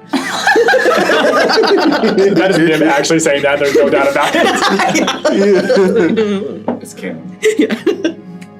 Sure. And you watch as he pulls his hands apart, and there are threads that are being weaved between them. And as he does this cat's cradle almost type of imagery, he separates them, and you watch as there is just that same, only just two glows, golden glows about his hands. And he comes and he brings one hand towards your face, takes it down your jawline, and then just taps it there. Necessary somatic component. necessary somatic component. And yeah, this is you stole my cursed object. Yeah. You've been bad. Yeah. You are one of the few innocents here, is what that caress is. And your exhaustion has been further reduced by 1. Woo! And you all are led down the hallway by Lucius. Wait, before he walks away, Yes. I am going to grab his hand. And dude, hang on now. And I am going to shove 2 letters into his hand. H and Q. Yes. And I'm going to whisper, if I don't make it back, read this one first. And I'm going to motion to the one that's unlabeled. And then with the information you have from that letter, I need this one delivered. And it says to Wistre. Let Roger write that down. Interesting. And he whispers back while still moving forward to try to keep some type of, I'm not going to make a scene, we're not going to make a big thing of this. If something unfortunate befalls, I will follow your instructions with urgency. Thank you. You can trust me. And I will let his hand go. I will walk away. So we have an hour? Percy. Yeah. This is you, not Kennedy I'm speaking to. Mm-hmm. With your special eyes, both above table and below table, I'm going to give you a very special message. The message is this. You watch as you put those letters into his hand as Kennedy, and you watch as he brings them over to his left forearm, and you watch as they disappear. Okay. Noted. He's got a pip boy too. Patricia! His name Patrick. Oh, Patrick. Who? Different generation. They got. And you all make it, and Lucius opens the door, and you see a massive room. It seems to have multiple levels, like there is a conversation pit from the 70s down in the center, and that area there seems to have been chalked with arcane sigils. very intricate. And you watch as Karnath seems to be wrapping up, having done most of the work. You see that there are benches, there are bookshelves, and desk upon desk upon desk. So many books, so many scrolls, and so many cobwebs in here. This is a room that hasn't been touched or utilized for at least a couple of years. Karnath looks at you all with a little bit of dust on him from the area that he's kind of crossed through, some cobwebs coated across his face. He wipes them away. All right, everybody. Well, I've finished all the instruction that I was given by Luthith, so I think you all should be pretty good to go. Are you sure you're gonna do this? We have no choice. Yeah, that's literally true only for me, but yeah. It's not. And you'll see that there look to be spots that are like chalk, and not like chalk outlines of bodies per se, but there appear to be areas that are largely cut out, circled with little pillows. And there seems to be a number of pillows for the group of you that are going, plus one more. And you watch as Karnath goes and walks over and sits on one of the pillows. Oh, Karnath, you're not going with us. And Karnath already has his legs crossed and his hands off to the side. And he opens his eyes back up and he says, "What do you mean? I was planning on going alone, but then you all said you wanted to come too." No. Karnath, you gotta stay and watch Isa in case I don't make it back. I did make that promise to you, but I was just pretty sure that I was going to make it back pretty fine. But you're so important to the town, Karnath. That's true, but Iolith is important to me. We're friends. Oh, that's true. But what are you gonna do in there, Karnath? What are you gonna do in there, Damanu? His logic is infallible. And I want to like bend down next to Jabano as he's like, "Oh God, Karnath, your heart is in the right place.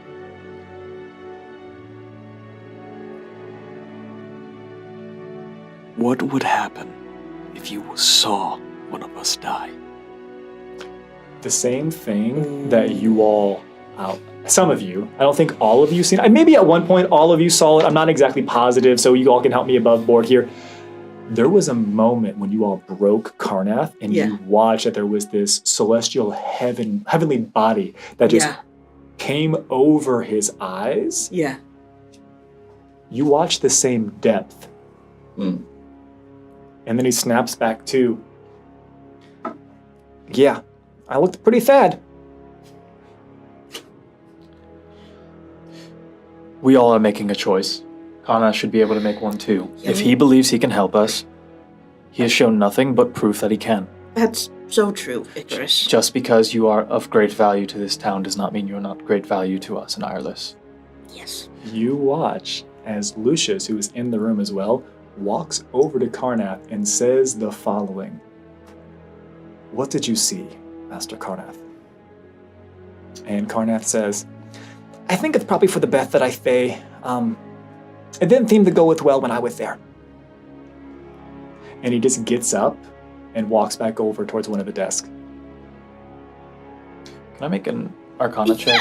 Can I also get in on that action? Because what? I believe. That was a weird check. 23. D12. 23 on the Arcana? That was 12. Okay, what'd you get? No. 8. Okay. I guess. Oh, I rolled a D12 for how weird that was, and I got an 11. That's pretty weird. Wow, that's pretty weird. It's 2. I got a 22 and an insight. Oh, it's an interesting. It's a good roll, but it's an interesting roll choice. You watch an individual that looks like they are. What they said is truth and infallible. What they are saying is something that they truly just perceived and witnessed.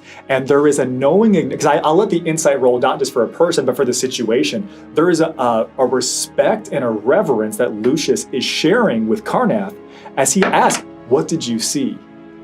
And Karnath responds and kind of nods, acknowledging what is going on here. And Karnath just goes and plops back down like this is just another Saturday night type of energy. 23 Arcana. regardless of if you put everything together with what you've seen with behaviors or mannerisms, or maybe a little bit of how they seem to be able to read people, good intentions, bad intentions, the decisions that they are possibly likely to make now and or in the future, this is certainly something that is divination based. Okay. And does it seem like it's derived from a arcane source or divine in any way? Can I decipher that? Arcana rolls aren't like detect magic, but I will allow you to put together a couple of things that you've witnessed. You have seen Karnath dabble and explore and exploit different schools of magic that would oftentimes be disparate. Where there would not be situations that you would see that would come together naturally or normally. They appear to be using aspects from very different fields, if you will. Whether that is arcane, divine, occult, primal. There are other things that have been witnessed in this space. And you got an 8. Yeah, I got an 8. I'll go with. Was it an arcana or what was it? I was gonna go for history, but just to see like if any this looked familiar from anything like I've read, but I got an 8. So it's I think the shock of the moment and the being on the precipice of potential untimely death, demise, and doom for sure maybe rattle you a little bit. You don't recall anything of note. That makes sense. I have a different question. When it comes to being charmed, yes, or saves like that, does the person have to be actively like speaking to you? Is it like a persuasion kind of deal? Because I want to get to the point of, can Patricia deafen me so that I can't listen to anything that the creature has to say to me? We will play this one very specific to the rules because I think it will be in your favor. There are some spell effects that are charm and charm-like that do not require verbal components. But there are many that do require verbal components. And if there are charm effects coming in that are vocal-based inherently, right? Yes. If we're dealing with something kind of like above table here, if we're dealing with a creature that can possibly charm just by maintaining eye contact that we've already seen here, might have to be blinded. You know what I mean? But there are options here that we've already mechanically seen, so yes is the answer. Sweet. 100%. Okay. Lucius comes to the center of this large sigil, this large ward, this large area of arcane glyph that has been created, and gestures for each of you to take your place, with the 7th one remaining open and empty. Now here. Yes. Karnath, I hate to ask, this seems like it might be the place for it. Do you have anything that might help expedite some wound closure? And Lucius speaks up before Karnath can. Karnath starts to kind of like spin in whatever desk chair is over there. Before he can respond and stop, Lucius says, I took the request that your friend here made a step further. I think you will find the work that I have done. And as he looks around, and Karnath was doing the drawing, I think you will be okay. Trust me. I do. Is the 7th place for airless if we are able to retrieve her, or well, I suppose I'm asking if my construct could come with us. Yes. So this is really interesting because let's just do a change of game really quick, right? So here's what's about to happen. Lucius is about to describe to all of you that he's not going to send you through the locket the same way that Ireless got sucked through the locket. Ireless's full form, corporeal, and spirit was sucked through the locket.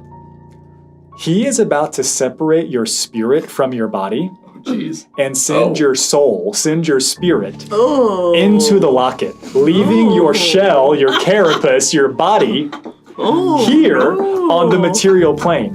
No.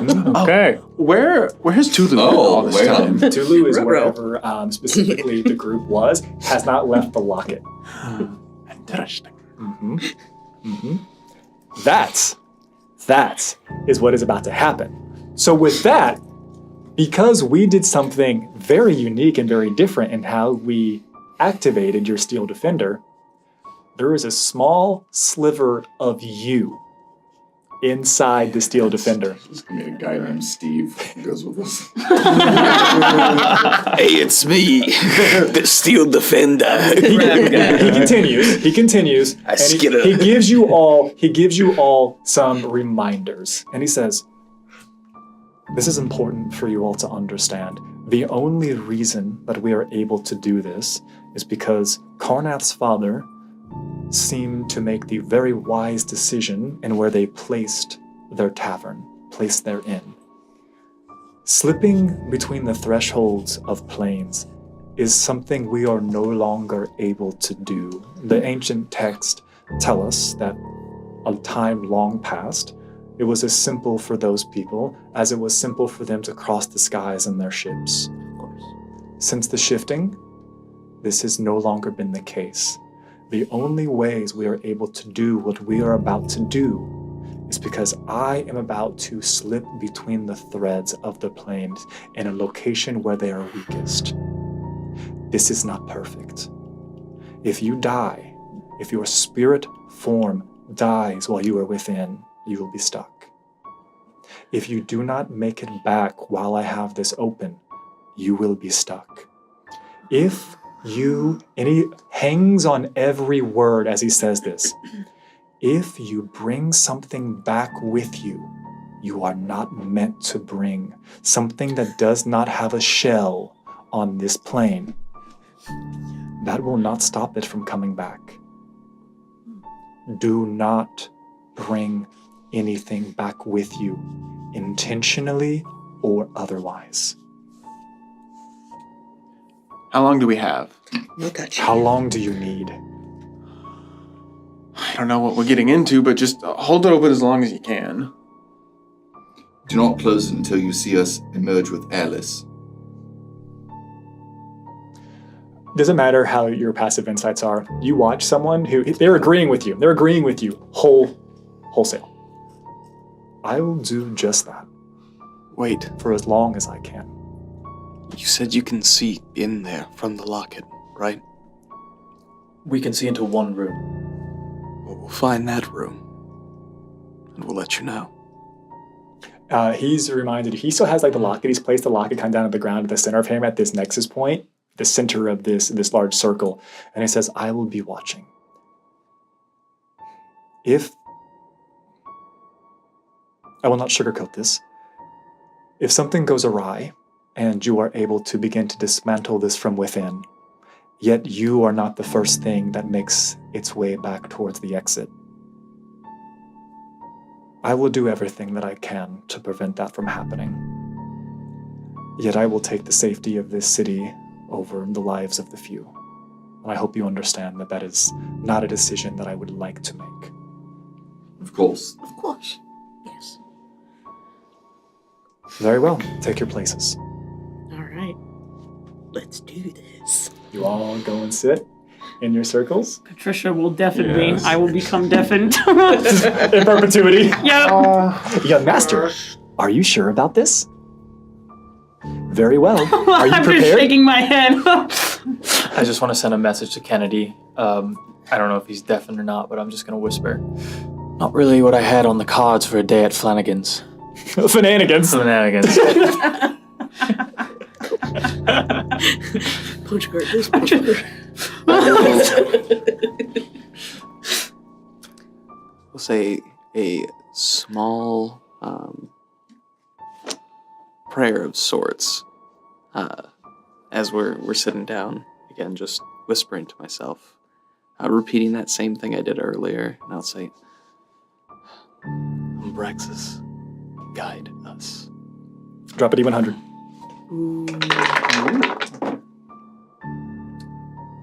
15. No. 5. Sorry. Interesting. What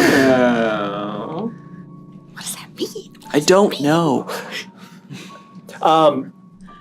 It's an interesting role, and I'll tell you about the system after I tell you what happens later. Because otherwise, I think it'll give it away. This is impressive. It's amazing for a number of reasons. You all take your seats. The small cushions that were prepared, and you watch as he began to go through a very similar rushed incantation process that you've seen Nim do several times. And you watch as he has some diagrams laid out around him, and he begins to activate each of the areas that you are sitting on. Don't worry about it, guys. And as you are being activated, you feel cold. You feel like something is being pulled out of you. And this takes about 11 minutes to complete.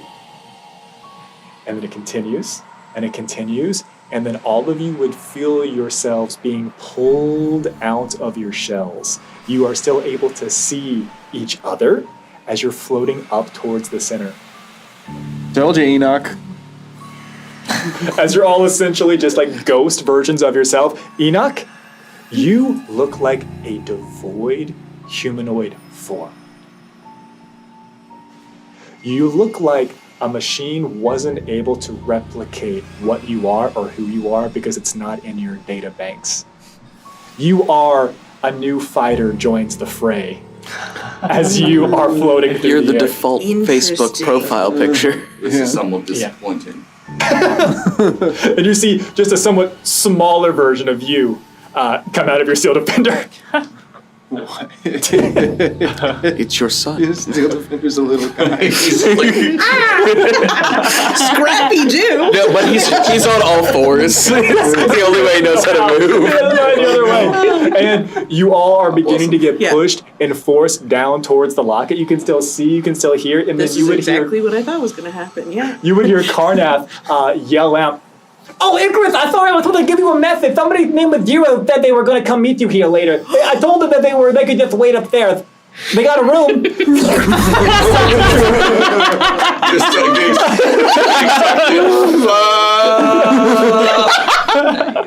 You get sucked into this locket, and before we take our break, we pan to you, Ireless. Oh, God. Ireless, your faculties come back. You feel like you can wriggle what you could definitely call fingers in a sense. You feel like you can move and articulate your body a smidge. And you see a remarkably brightly lit room. And it feels like you are laying on some type of plastic slab. And you can feel that you are strapped into a table. What would you like to do? Look around. Your head can articulate, but not very much. It's almost like you have limited mobility of most of your joints. No. Screaming's always free. Screaming is free. Do I feel the pine branch in my hand still? No. That has been taken from you.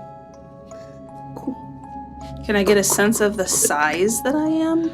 I'll let you choose. Do you want to be tiny or small? You can play a small-sized creature anytime you want.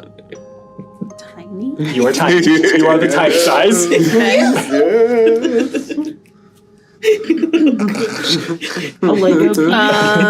Help. I would like to attempt to hex. Charm. One time. Okay. Just, I don't see anyone around me. You don't see but anyone. Mm-hmm. Just try it anyway. You try it anyway, and as you go to pull into where that magic comes from, it seems like it's harder to reach. It's harder to activate. It's almost like you're in some new body that you don't know where that magic is kept within you. And nothing happens. I scream, Icarus! And it is several octaves higher than that.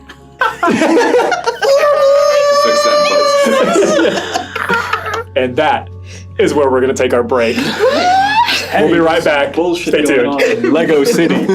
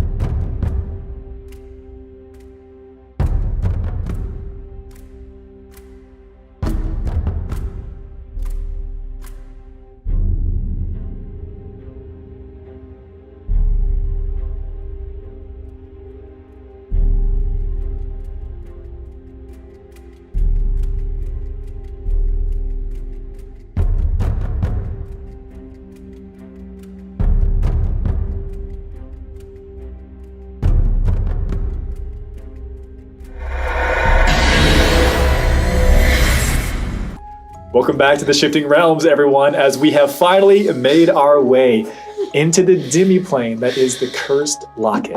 As the group assembled here is eager and hoping to save Ireless. Before we get back to figuring out what exactly is happening to you on that plastic slab that you find yourself on, the rest of you find yourself materializing as if you are being pushed and forced through a mirror. There's this very Matrix-esque moment as you see the mirror kind of warble back and forth. And as you are stepping out of this mirror, you don't yet have mass.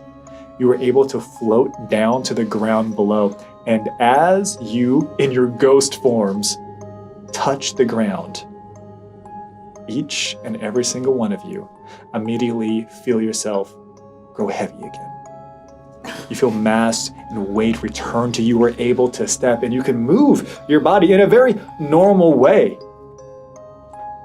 And nothing seems to have changed on your physical person. You can touch yourself, you're not moving through, you're not ethereal, you're not a ghost per se. The only exceptions to this would be the following. That there appears to be a slight glow blue around Silas. And every single one of you, for some strange reason, feel refreshed. It's almost like some additional hour was spent into the ritual. You all can take the benefits of a long rest. Yes! Give me my spell slot. Did you say a long rest? Mm-hmm. If I'm going to ricochet spells back at you, I want you to have slots to use them. Great. Joke's on you, I don't have spells. Will it be temporary? Oh, this is actually important. This is, please make note of where you're currently at. Okay. Your spirit has been healed. but the I'm body, all spirit, baby. The spirit has been healed. but the body is not. The spirit is willing, but the body is... We have no possessions on us. Spirit levels. Spirit. You have what was on your person when you came in. The same way, this is important for you to think about. Maybe put some pieces together. Remember the fights that you've been in so far? Remember how they've been explicitly described as somehow making facsimile-like weapons as they've attempted to do what they think is correct? Lucius has brought your spiritual form, your soul, how you truly identify what you believe to be on your person at any given time through this pathway gateway with you. I will ask, because this could be an interesting opportunity. Based on what I've just said, are there any unique differences in your appearance or what is on your person, with the exception of Enoch? Well, yes, I look like basically like the putties from Power Rangers. Like just sort of like gray and formless. And then the Steel Defender simply looks like my shadow, just a second version that doesn't talk. Joe is fully against us personifying this small version of him. It's gonna happen. I think you were gonna say something. I will have shackles around my ankles, my wrist, and my neck. Oh. Okay. Anybody else have Alright. any interesting changes to their true identity that they really carry to themselves? Yes. My eyes are lilac here. Interesting. Intriguing. Look at all this I juicy don't know lore. that. True. I'm just like, Because of your eyes. yeah. I guess I do Just have a looking at beard. yourself in the mirror. I am trying to Yeah, play you with my know. robes though. Do they work here? They do work. But when you ask for them to flutter, to change, to do something else, they consistently give you a different effect. You say, more pockets again. Yeah. And it's a complete opposite. It turns into some type of wetsuit. Good enough. I can work with that. I think Silas looks pretty much the same, top down, but that blue glow will probably manifest a little differently. It's that similar overlay, but there is a second, like, horn growing off to the side, now mirroring. Ooh. Anything from Jabanu or Nim? Doing Yeah, Jabanu's the neck wound's probably open, and he tightens the scarf.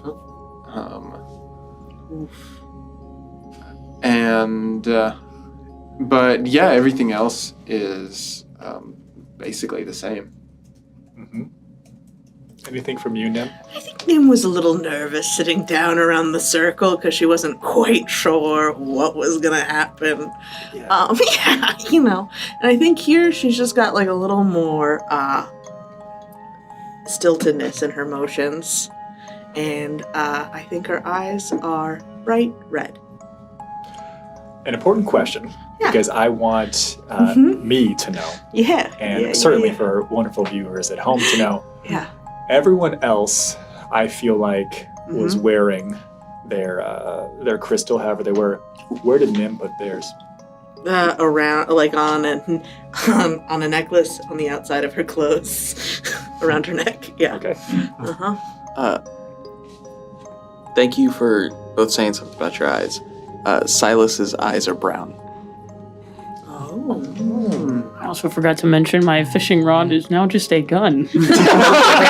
Oh my god! You got one too? My god! I got two of them! Silas also has a shotgun mounted to the back. My dervish is a gun. I have a Minecraft pickaxe. I am a gun. Is that enchanted? I give you all an opportunity and you run with it. But this is important to know because you've also Kennedy, you had that little pistol that's obviously shoddily put together. That looks the same. That's not normal. It looks exactly the same. The fishing rod is immaculate. It is immaculate. Kennedy. Would you like to flavor it, describe it in its full glory as to what you think it looks like? I've previously described some of like the floating gravitational pulse things at the end of the rifle muzzle. Is there anything else that you think is interesting or nuanced about this? I think it looks like an old musket that was used in like the Civil War, but obviously very much so steampunk. It has like a lot of modifications. Think of like Arcane, like what Jinx does in that TV show or League of Legends, whichever one you prefer. The good one. The good one, Arcane. I said it. We just lost so many of you. Now come back. They're wrong. Come to the salt mines with me. And it has a very long scope with multiple different like magnifying glasses that can click down to see further ahead. What color is it? Because I always think of it like as a mother of pearl type, like off-white. It's not white. It's like a. I don't think of that anymore. It's like a tannish brown. Think of like what some of the weapons from Fallout look like. Can I ask an above the table question? Maybe. Does Patricia manifest in any way in here? Ooh. Not that Icarus knows who the hell that is. That is Kennedy's god. Oh. I'm gonna make them take this opportunity. If you have made the decision that your fishing rod has changed, your porter would also be visible. Okay. But that doesn't mean that Patricia manifest. That's not what Patricia is. No Patricia. You gotta say the magic word. Patricia! There it is, caps lock. There is some large type of wristband or almost like a bangle, and then going kind of like up and down your yeah, truly going up your arm a little bit. All right, you all find yourself in a bedroom. There is no one else here currently. As you look around the space, you can see that there are windows. It appears that you are on one of the upper levels of a tower. But beyond the tower, there is nothing. There is only blank space. There is only the void. In this room, there are dolls. There are dolls on shelves on the walls. There are dolls underneath the bed. There are dolls atop the four-post canopy. There's a sea of dolls atop the bed itself. No. I hate dolls. Jabonu, I concur. Stick close. I would like to inspect one of the dolls. I think we should know what this creature turns them into. Ooh. Are you saying these dolls were all people? That's what I'm. Yeah, of course they were. Of course they were. Naturally, looks the 200. No. Yeah. With my gloved hand. Extra no. Yeah. Okay. Yeah. How many? Yeah. You pick one up? Yeah. You pick up a doll. It appears to be that of what it looks like one of those. Coin. Oh my goodness! Like maybe it was very like you would do it at an arts and crafts table at a local fair or something. Okay. A little bit of stuffing on there. It looks like it's got but for some reason it's got a pull string on the back. Yeah, do it. You sicko. Permission? Did you learn nothing from the monkey? Yeah, that's why I'm asking permission this time. I wouldn't. Granted. Okay. Don't pull it. Do it. You're not here. Push everywhere. If this place works like I think it does, any abnormal interaction here is going to let it know we're here if it doesn't already know. Okay. I just want to real quick just try and channel any kind of divine stuff I can here, and I want to see if there's a soul in these dolls. In the same way we're connected here, is there any remnants, like almost like anything distinguished, or is this a husk? This will be a really challenging Arcana roll. I think do religion. I'll let you do religion. Religion again. I've said this maybe a couple times, but I see religion as like a history roll in a specific context, rather than like you're not because again when you do Arcana rolls or religion rolls, you're not like truly channeling something. But I'll allow it. May I help? Sure. By pulling out the mirror and giving you the view of the. I'm also just going to check myself out in it, just really quick, and be like, "Oh, nice, absolutely." And then, Kennedy, keep your eyes out. And then, I'll, like with reflect the doll and back to Icarus so he can see like both at the same time to see if it changes at all. Holding the doll, gloved hand, you bring up the mirror. Yeah. Even before you make the roll, as soon as you lift the mirror up to it, you look at the mirror itself. And again, that very Matrix-esque scene, it looks like there are like hands and various things trying to jump out of the mirror as soon as the doll is brought into the reflection of it. That'll be a 21. With a 21. Do you get do you get advantage? Advantage, yeah. Was that with advantage? Yeah. Mhm. Just in 21. case. Okay, 21. cool. Just Well, in it's case. actually, this is a worse Still 21, good. actually. Yeah. Yeah. With the 21 and the help that Nim has provided, specifically showing you something, you have a pretty strong idea that yes, there is some type of soul or some type of connection that must be tethered or connected to this doll. Whether or not that soul is still sitting within the husk that is this doll, you don't know. You're only capable of seeing that life in a reflection of the doll itself. Well, Lucius did say not to take anything with us, so even if we have a chance of saving these people, we have to leave them behind. That was... Specifically, I will say this is really important. I don't want you to make this mistake. He explicitly said, do not bring anything back that doesn't have a shell on the material plane. He cautioned you further, just don't take anything. Mm-hmm. But his explicit words were, don't bring back anything that doesn't already have a shell on the material plane. You all have shells waiting for you. Yeah, wait. Hypothetically, so like this guy could be a skeleton. Yeah, right. Just like the whole graveyard. Icarus. It's like 200 plus years old. Just erupts in the middle of a village. Oh man! Amazing. happened I think we should do it, guys. hundreds of years ago, and if what Lucius said was true about the tale, I think many of these people are already dead. Or insane. She's probably been feeding on them. Do any of the dolls look older than the others? All of the... Go ahead and give me a roll. I'll give you better information. What is that? Perception? Perception or investigation. Oh, never mind. it was a very good. No, you still ask it. What was it? I got an 8. Okay. Hey, it's a great number. Yeah, you find yourself being more interested in the fact that for some reason, it seems like she color coordinates her dolls. I'm super freaked out, but I'm also like, it starts with mauve. Anybody else? You said color coordinate? Yeah, it seemed like that's what Jabanu seems to be focused on right now. There's some type of color coordination. You to see them. something? Yeah. Look, it starts over here with like violet, and then it moves down to mauve and red.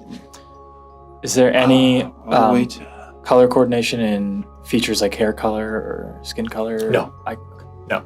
Only in like the patchwork dresses and clothes that they seem to be wearing themselves. Cool. I'm gonna hold on to my doll.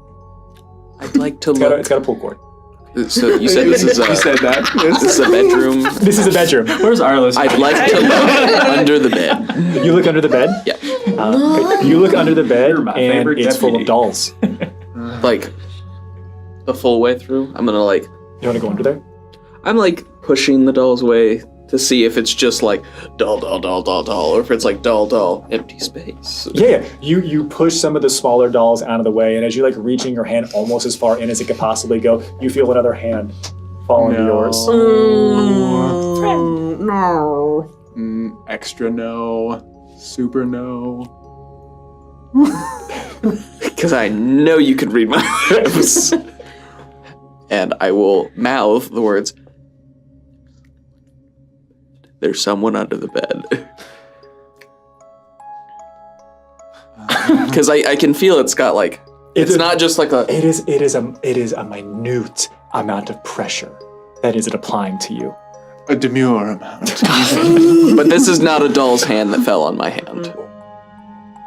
To know the specific answer to that question, you would have to pull it out. Or if it was a doll, it would be like human-sized. It is a larger hand than the other dolls you have seen so far, yes. I kind of hope that this is all like kind of like happening in real time in game where Silas is just like, what is it? Yeah. It's 6 seconds. You grab his hand and you pull out a life-sized doll. And as you pull it out, it's not this one's life-size. This one's medium. Is it inflated or? Yeah. How will you use it? Oh yeah. You guys. Hey, 100%. Hey, Patricia. You pull, and it just comes out, and then as soon as it comes out, there's just a. I'm gonna start trying to shove it back under the bed. I want to look at it in the mirror. And when you look at it in the mirror, you see the same exact thing coming out. There is these tendrils, these fingers. There are faces pushing up against the mirror because you can't look at it without looking at the other dozens of small dolls at the same time. So there are dozens of tiny little faces trying to squeeze their way out of the mirror. And you see just the arms going all over the place. It looks like the doll itself in the mirror is just like glitching.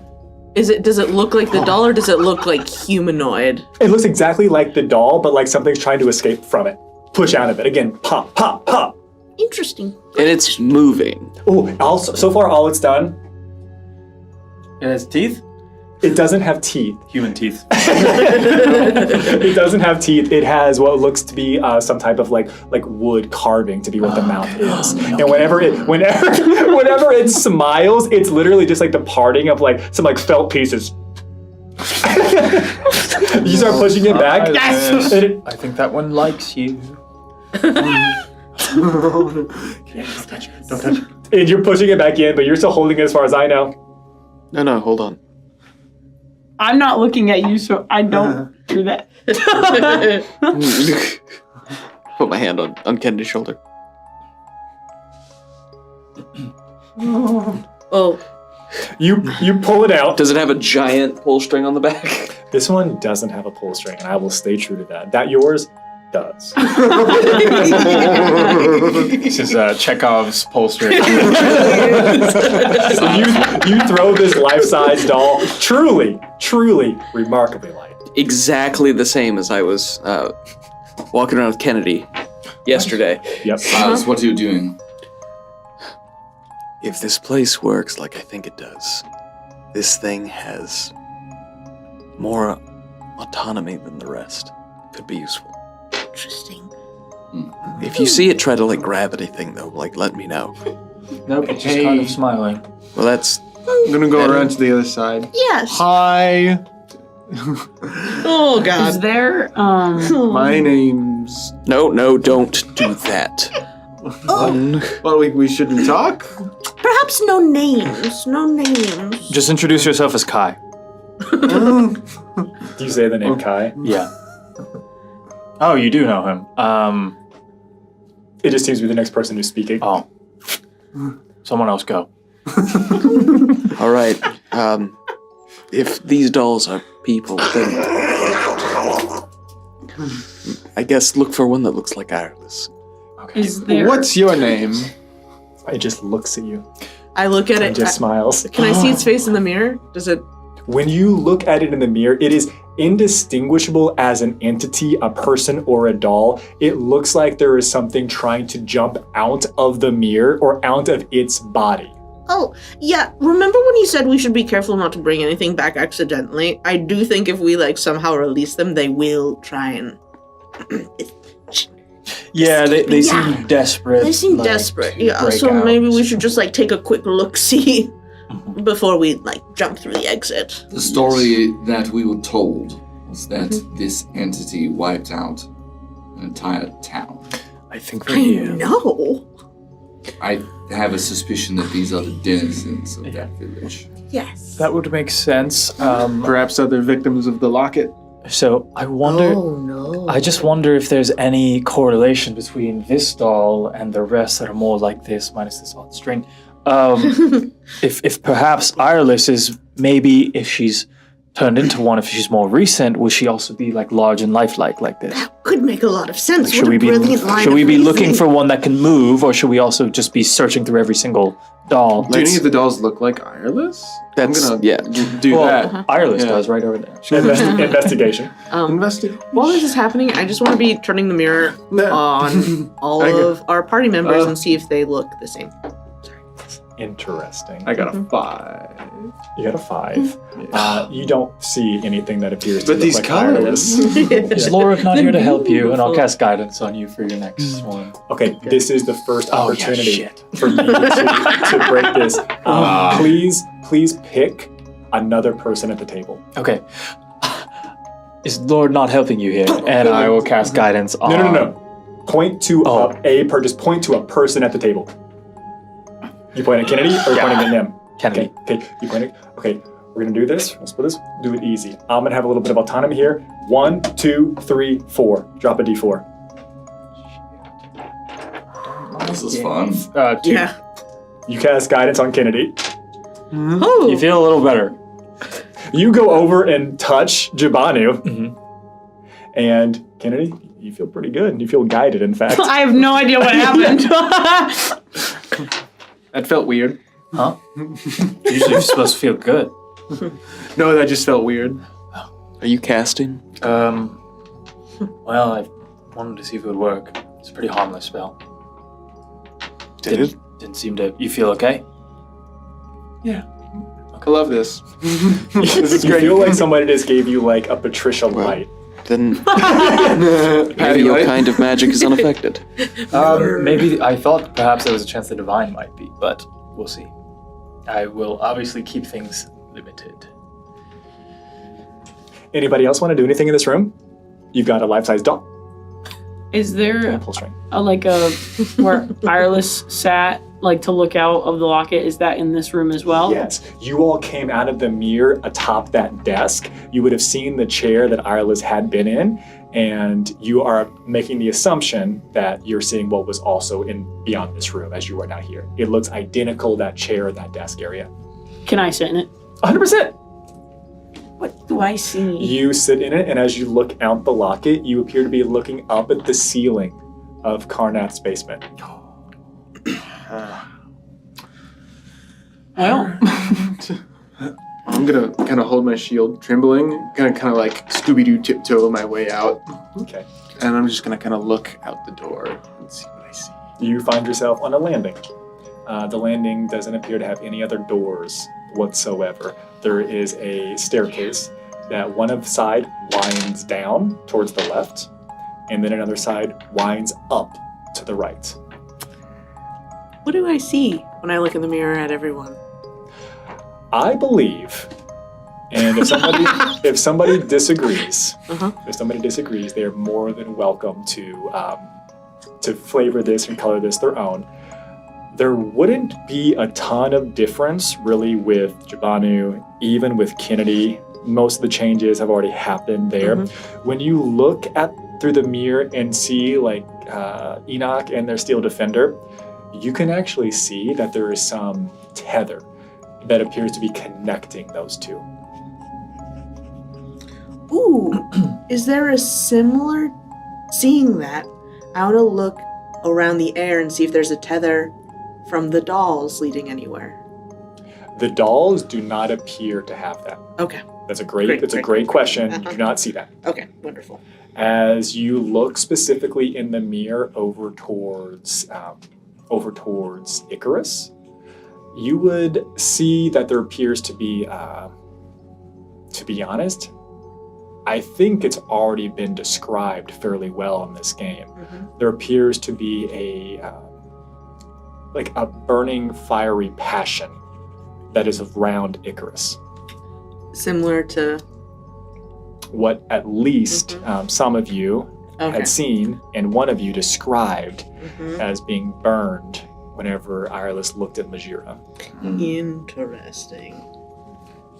Well, while Nim was looking at I was actually already looking at myself in the mirror, somewhat disappointedly. There is one last thing that you notice. Whenever you look over towards Silas, you've already described that differentiation of what that aura, what that glow looks like. You actually can see that there is like a forced phasing.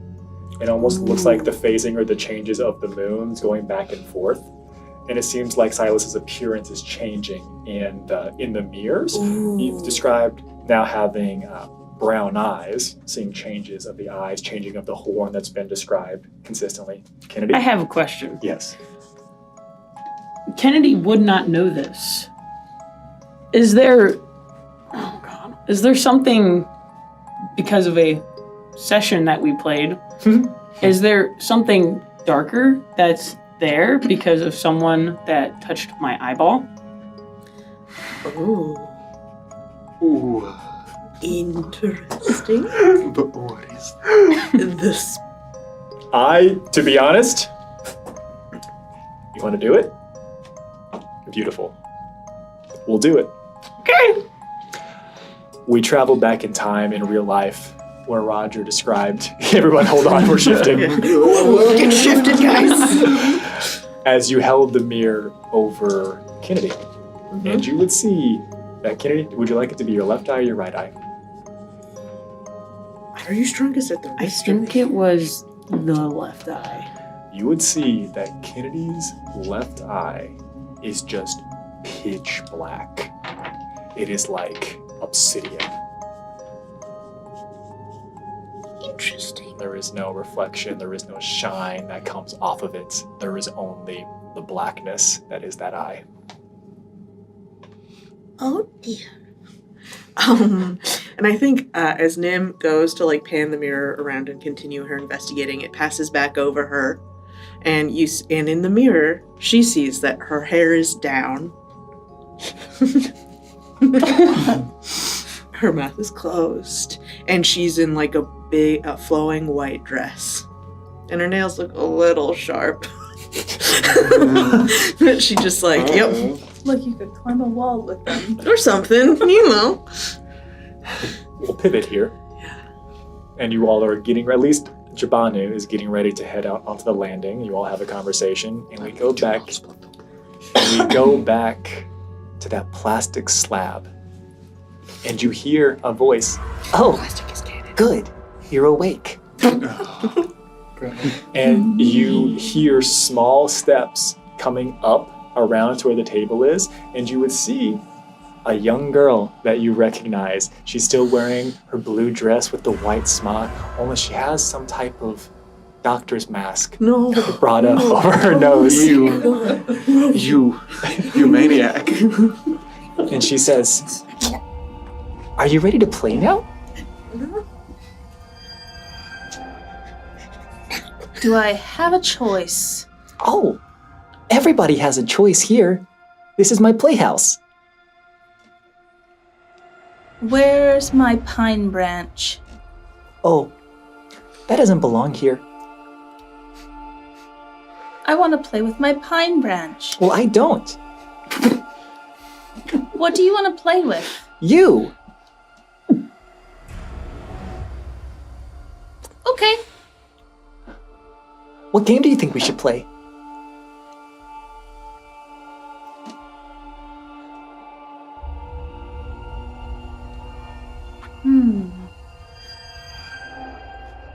Look for friends. I know where all my friends are at. They're here. And as she kind of like brings her hands up, you see that around this space, there appear to be... Don't you fucking do it, Roger. Don't you fucking do it. 14 dolphins. I looked down at my notes to see what I put on here, and it's truly ridiculous. She says, I just made these friends. They're some of the newest ones I wanted to try out. Maybe we could play together. And you watch as several porcelain ballerina figures just pirouette I'm out. to this space, and then dropping from the ceiling of this room, several large boxes begin to and then pop. And a couple of Jack in the Boxes pop out as well. So my worst enemies. Do you have any birds? No, we haven't got any birds in a long time. How do we play? I'll show you. Here, come with me. And as she reaches her hand out towards you, the bindings that are strapping you down to this plastic slab melt away, almost like paraffin wax. All right, take her hand. And as you grab her hand, she just begins to like yoink you and pull you away. And I remind you at this point, you're a tiny doll. And she pulls you off the table and just holds you in her hand down at the side. Oof. And she swings her hands left and right as she goes, you are a doll. You don't have to worry too much about the pain of this. There is no you feel no agony. You don't feel like any of your ligaments are tearing necessarily, but you also feel like while she is touching you, you have absolutely no control over what it is you do, your faculties, barely the decisions that you can make. You can think for yourself, but you can't speak right now. You can try. Yeah, I would say where are we going? And it's almost like for the first time in this conversation, you realize that you have buttons for eyes and threads for mouth. And as she is touching you, you are reminded of it. And you go to open your mouth and there is nothing to open. There is just thread here. In whatever belief that you were communicating in that natural, authentic way was because that was your mind catching up to the new reality that you had. It was trying to rectify the new situation and experience that you were in. And it's finally caught up. And she was speaking to you in your head. And she responds back to you. What did you say again? Where are we going? Oh, well, there is one thing that I like to do with the new dollies. I like to give them a chance to say goodbye. So we're gonna go to the basement. Oh. I don't respond. I'm not responding to that. All right, and this would have happened before you all had arrived. The doctoring, the transformation, all that thing. There was plenty of time. There was a delay in the ritual of 1 hour, right? That we know for a fact. So you have been, and I'll allow you, because she's not worried about you escaping. No one escapes. She takes you, you were on the 2nd level. She takes you down to the 1st level. The 1st level is very interesting, you would see. When you go down the stairs from the 2nd floor landing and you go down, the stairs they don't go to the 1st floor of a building. The stairs lead you down and open into a sprawling village. There are a number of small thatch-roofed cottages. There appear to be a number of houses and small stores and various things, and there are no people whatsoever. There are stuffed beasts roaming here.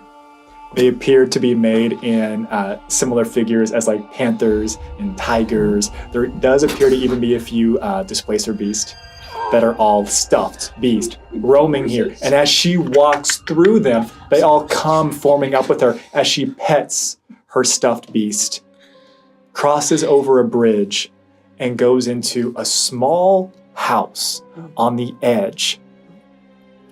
And inside here, she would take you to a trap door. And she crawls down this trap door, very Coraline-esque. And down here, there are hundreds and hundreds of people screaming as she passes down this line. And as you get to the end of this, you see your unconscious, incapacitated body sprawled in one of the cells. Roger, who hurt you? Hey, little girl. She holds your doll form up to the cell, and she says, "Okay, say bye."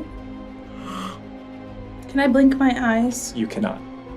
You don't need the need to blink, but you cannot blink. You remember what it is to blink, but you cannot stop looking.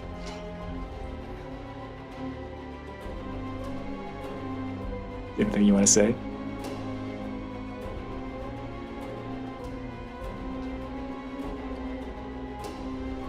No. Beautiful.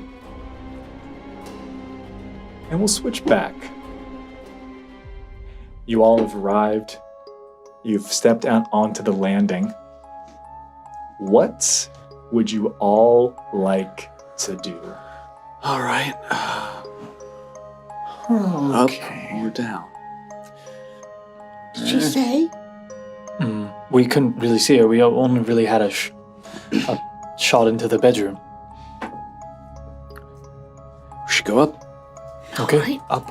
That seems like a logical response.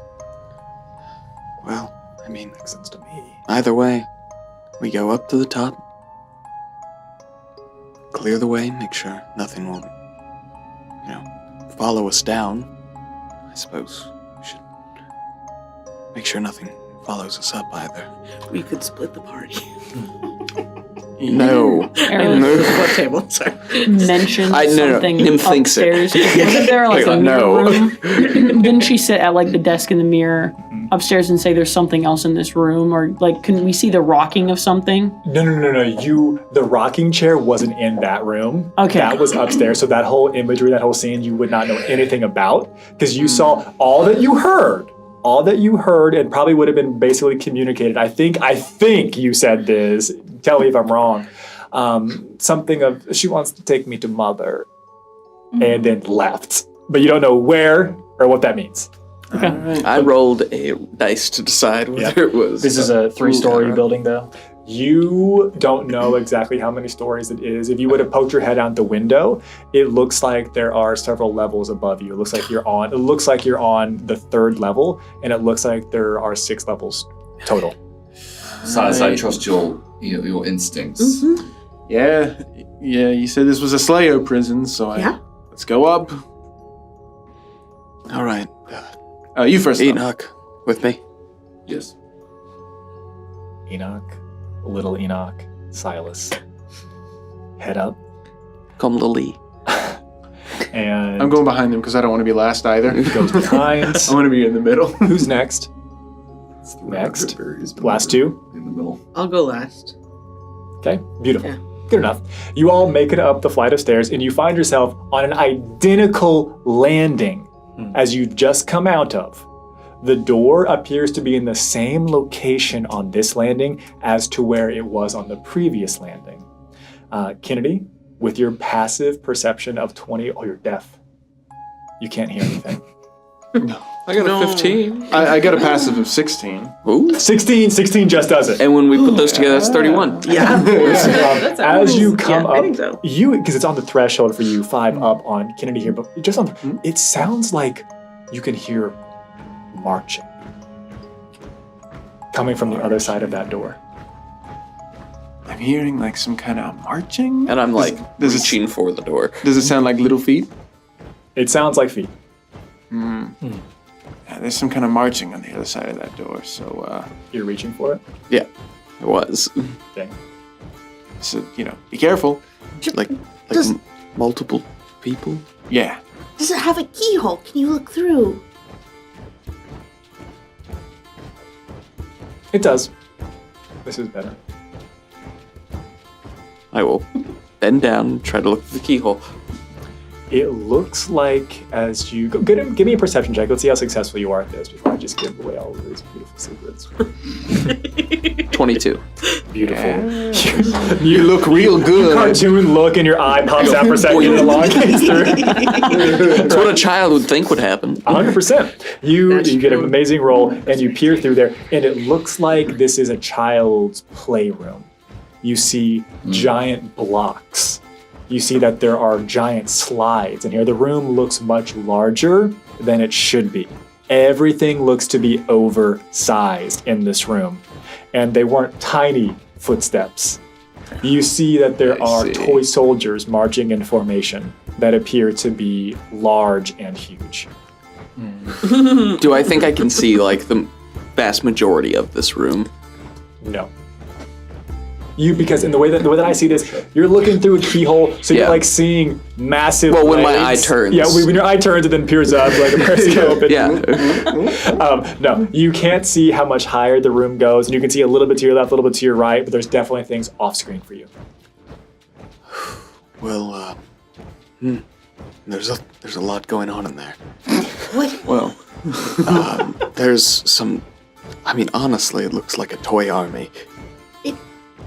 Does it look like there's any sort of nexus of like chaos? Everything in there Do you looks pretty see chaotic. Airless? Yeah. Okay, well, we have to look in there because Airless could be in there. I think we should. We should also recognize the fact that Airless has been in here for hours. What are you saying? I'm saying if we find Airless,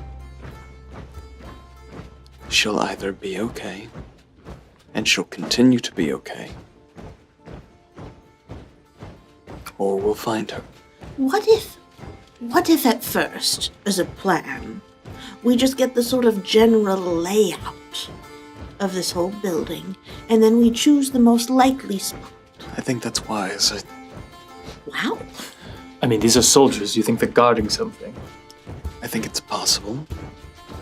I also know that there are things above us.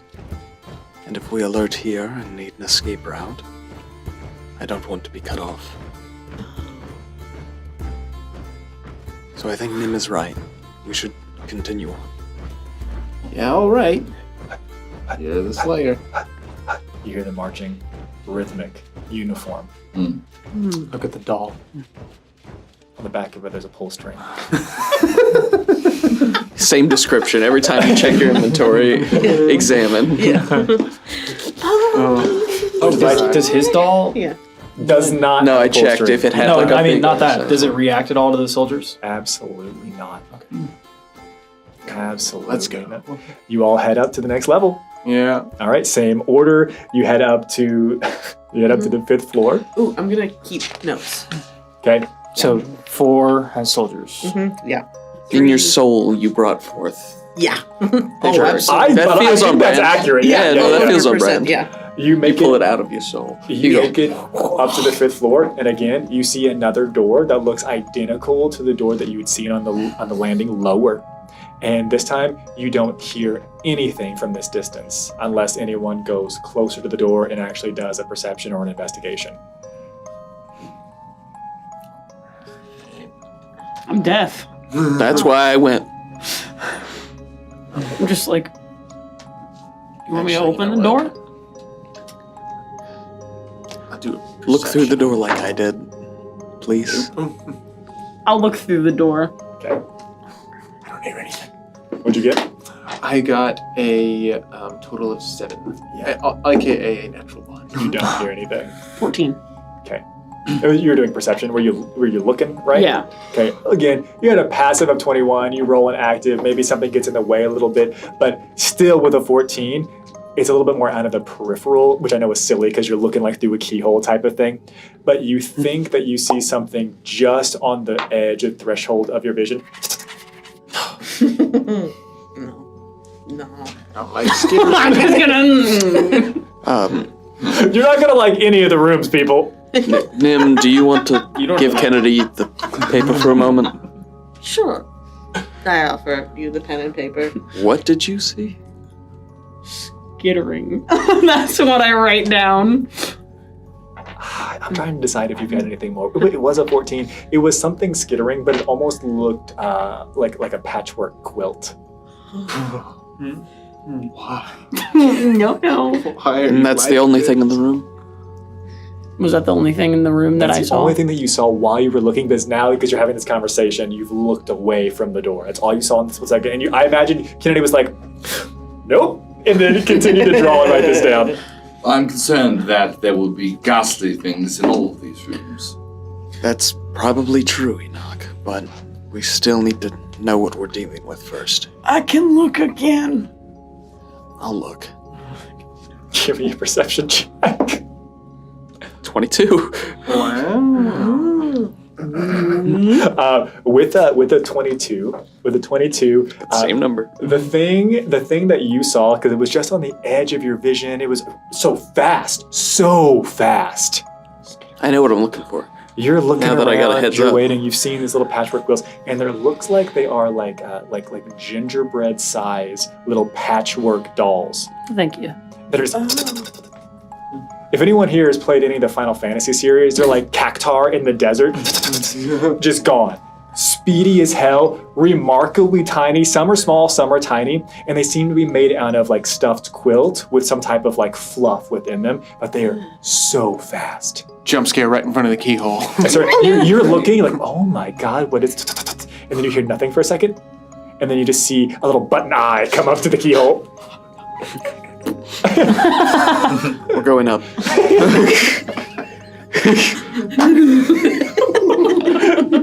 All right. Are you all heading up? Yeah.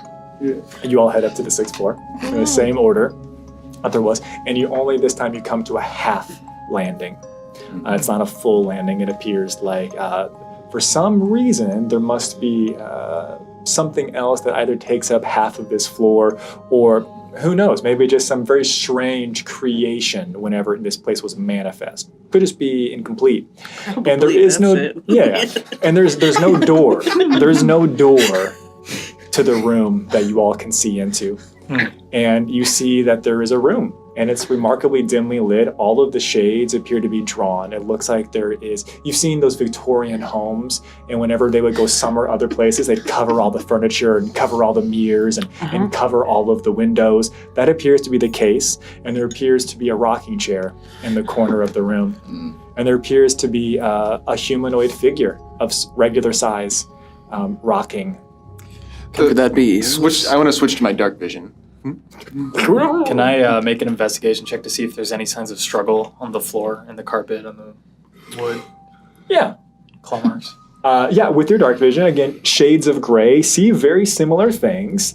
You don't really glean much more. Even though it's dark in there, it's not impermissible for you to still use like normal, regular vision. The only thing that you might be able to see a little bit easier with your dark vision is that, and you see that Icarus is looking for like signs of some type of struggle or something.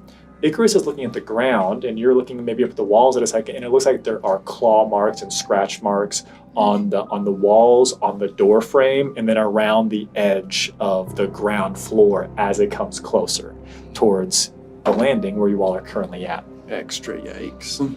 Got a 23. Yeah, you see that, but without crossing the thresholds, it is a little bit hard to see the fullness of the space within. But from that, it does look like there has been a struggle here. But this is like, what's a good way to describe this? If I were to have, it's a battle scene, right? There's a battle scene on top of a battle scene. There have been multiple struggles here, time and time and time again, and being able to fully calculate this one's 5 minutes old, this one is 100 years old, is challenging when the whole place looks decrepit. There has been a struggle here. There's been numerous struggles here. Are there any dolls in this room? You do not see any dolls in this room. I want to use the mirror to look at the room. Yeah. No. Now this is okay, but this is tough because I want you to describe to me.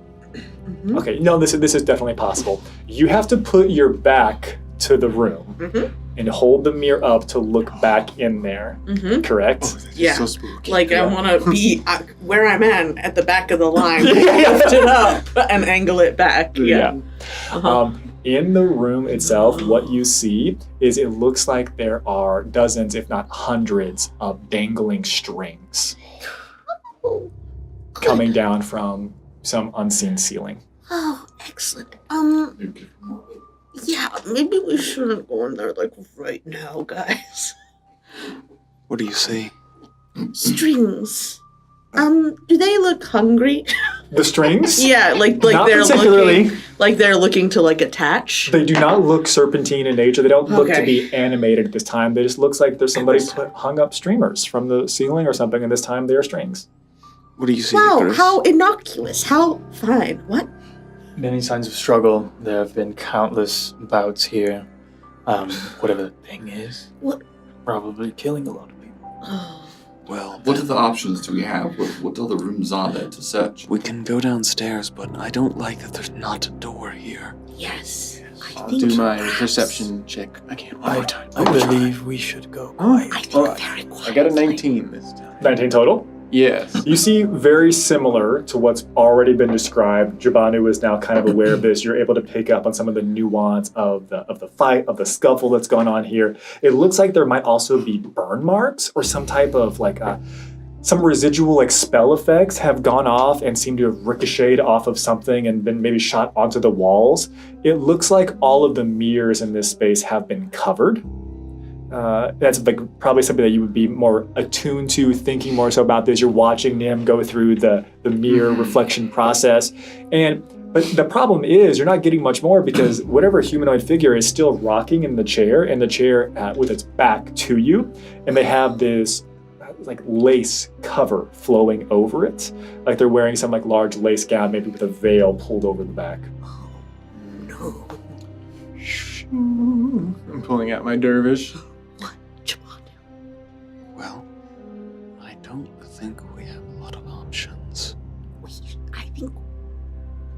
if we went back and regrouped in a place we knew was safe? And what if this follows us? There's nowhere in this place that is safe. There are places that we know we haven't been killed. Is it showing any sign that it can hear us? It appears to just be Alice could be rocking away. She could be being harmed right as we speak. Say bye!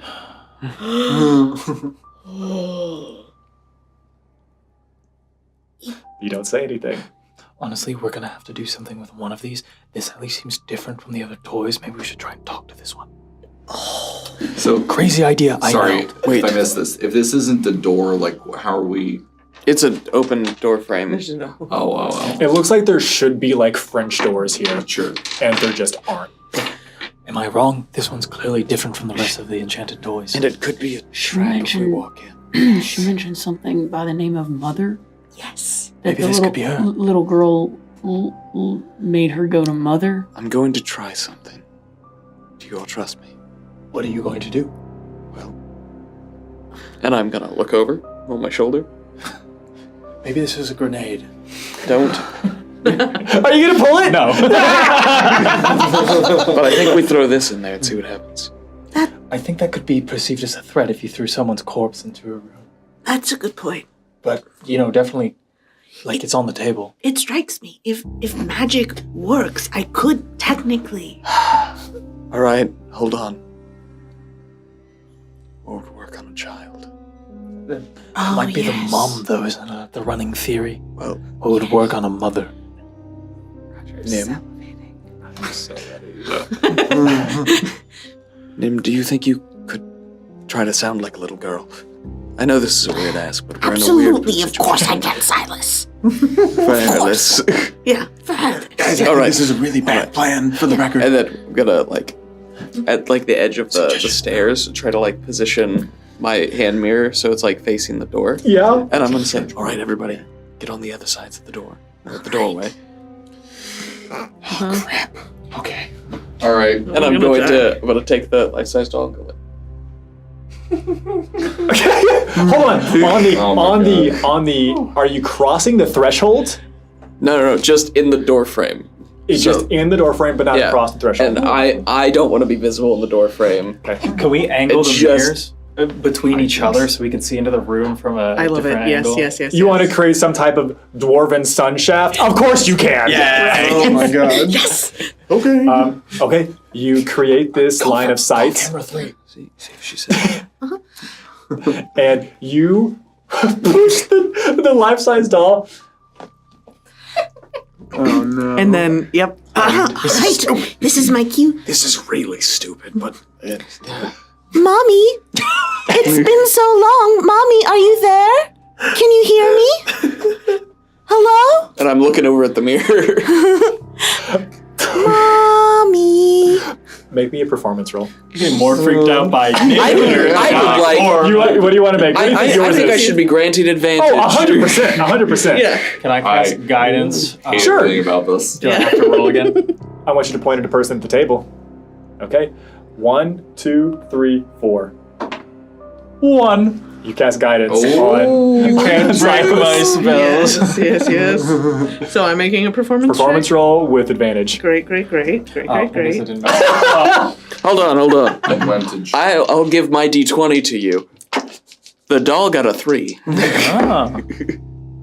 Okay, so with advantage, that's a 22. Amazing roll. And it's so terrifying how childlike I stop for a minute. Nim sounds in this moment. It is a remarkable replication. It's like a lure. And or something. it doesn't stop rocking. It doesn't appear to act or behave like it was able to hear or process what you said or what has happened. And I'm just gonna drop the doll. That generally works. Wait. You saw the girl. She couldn't hear. The mother was dead. Oh. I think that's another. And I'm gonna look down at the life-size doll. And if it can't hear us, I think we'll be all right. To leave or to go in? To leave. I'll grab the legs of the life-size doll and just kind of start making. All right, Icarus, that's your responsibility then. I guess I'm useless here otherwise. I might as well be the doll person. My grenade. I will trade you and I'll take No. I've grown quite attached to it. It's a thing of a security grenade now. Give me back the big one. Icarus, you're not wrong. What? I want to stop suddenly. So You want to walks keep chatting? into me. You want to keep talking? No. What's that you have? What happens to people that string? I don't know, but something tells me something bad or good. Yeah, possibly. It's a really long string with a lot of give. If you two don't stop, I'll make sure neither of you leave. Oh, a threat here. Wow, so terrifying. I'll bring out the child voice again. Just watch it. Honestly, Okay? I'll stop. He looks good when he's mad. This is not the time to be at each other's throats. It's so true. Do you really want to Mouth. Iris? No. So I can't understand. You have no idea what Enoch is saying. Something petty. Sorry, humor is my coping mechanism. I'm actually very terrified and stressed right now. Well, it's not mine. All right. Where are y'all going? Down. Yeah. Floor 2. Okay, you pass back down through 5, 4, past the safe place that Nim knows you don't get murdered. Wait, because it occurs to me that if we can do magic here without repercussion, technically I could do that little tracking thing that I did before and find the footsteps, and we could follow them wherever they might lead. That's brilliant. Thank you. Just so you know, though. So far, we've only proven the divine works here. I don't know about your stuff. Well, there's no need to be snotty about it, but we can, that is a good point. I mean, if... You can try it, though. It seems like our options are sudden death, or whatever's in the basement. What if we could map out the rest of the levels and then give that a go if we don't have any other better plans. I think that's a... How long does it take you to do one of those? I could do it very quickly, like you've seen, or I could do it over about 10 minutes. I think we map it manually as much as we can. Wonderful. Yes. Because if something does go awry again, if something out of the ordinary occurs, like pulling the doll string, I'm talking about pulling the string. Don't pull the string. I might. Later. My back's against the wall. Icarus, are you enchanted by this thing? A little bit, but not in the magical sense. One of the button eyes falls off. It's winking at you. The point is, I don't want to set off alarm bells if we don't have to. Yes, at the last possible minute. It's the same reason why I haven't made this quieter.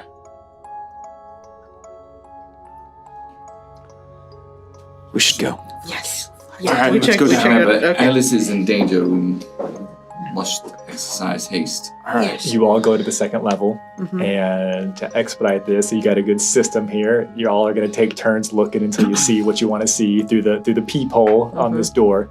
And whenever you look through the second level keyhole, it looks like it is a remarkable sterile environment, a clinic It looks like it is some type of doctor's office, some physicker's ward. It looks like there is some operating table at the center of it. But for some reason, currently in this space, you would see that there are porcelain ballerinas pirouetting across the space, and several large boxes in various states of jacking. Wow. I chose to say that right in the box. I chose to say it. I hate jacking right in the box. Breaking the In the box. tension, you know? Wow. I thought of other options and kept with it. Good. Yeah. Oh, I hate ballerinas. Nope. Hate them. We go down. Floor 1. Yeah, truly. We don't know what floor we're on. And Wait, hold on. I look to the right of each door. It's got a map. It says nearest emergency exit here. No, it doesn't. Oh, amazing. As you make it down the last flight of stairs, and as has previously been described, you all are emerging into just a village square. There are thatched roof cottages, various houses, some small shops, and various establishments. And as the first of you come down here, I'm going to make an assumption here that there is another type of that like clunk, clunk, clunk, clunk, clunk. Because you can see in this space, there are prowling beasts, stuffed panthers, stuffed tigers, various stuffed displacer beast-looking creatures that you would probably have to roll to confirm you actually know what they are. The place looks to be swarming as if they are patrolling this area. You would see that it is most heavily patrolled near a bridge on one side of town. And even from this vantage point, this is not a remarkably large village. It's a big village, yes, but it's a reproduction of the village proper. There appears to be a single house up on a hill on the other side of where that bridge is. And it looks like that is where the thickest population of these stuffed beasts are currently at, but they are still swarming. A child's heart is where the home is.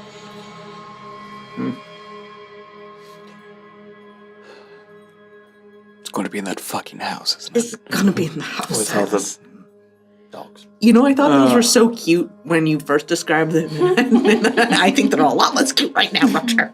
I don't like it. Well, then that's where we're going to have to go. I think we rule out our possibilities. Yeah. Right. All right. Kennedy, question for you. Mm-hmm. What's the maximum range on your not fishing rod? That's a great question. 400. Okay. This is not that large. You'd probably be able to almost reach where the bridge is from where you're currently at on the stairs. You could probably even pick up your rifle now that it's fully revealed and activate your scopes to look even further. If you wanted to. It has a pull string on it too. Is there anything that you would like to do as you find yourself not at the first ground level floor of a tower? Well, this idea just it came to me from God himself. The one. As everyone's talking and I'm not looking at them, so I have no idea what the fuck they're talking about, especially Enoch, because he doesn't have a mouth, so every time he speaks, everybody looks at him, I'm like, what's he saying? I'm gonna take it's Charlie Brown's parents. I'm gonna take off my rifle, and I'm just going to get down on the ground, and I'm going to look through the scope at the house in the windows to see if I see anything at all. Yeah. What is he doing? Let him cook. Then he flips back up. And as you look at the house, it looks like the windows are currently drawn. But it seems like that you can see the shadow. There seems to be some humanoid figure passing within, but only one. Also appears to be... How tall is Iris? 5'4", 5'5". A little bit taller than you would imagine Iris being, and certainly taller than the description of the young child, the young girl that has been described. Briefly, all that it was. But you heard it's a young girl, it's a young child, there's a young child in here with me. You don't immediately think, 6 foot, small child, you know what I mean? Seems to be probably in the ballpark of, hard to tell from this, but maybe like 5'10" to like 6'3". Okay.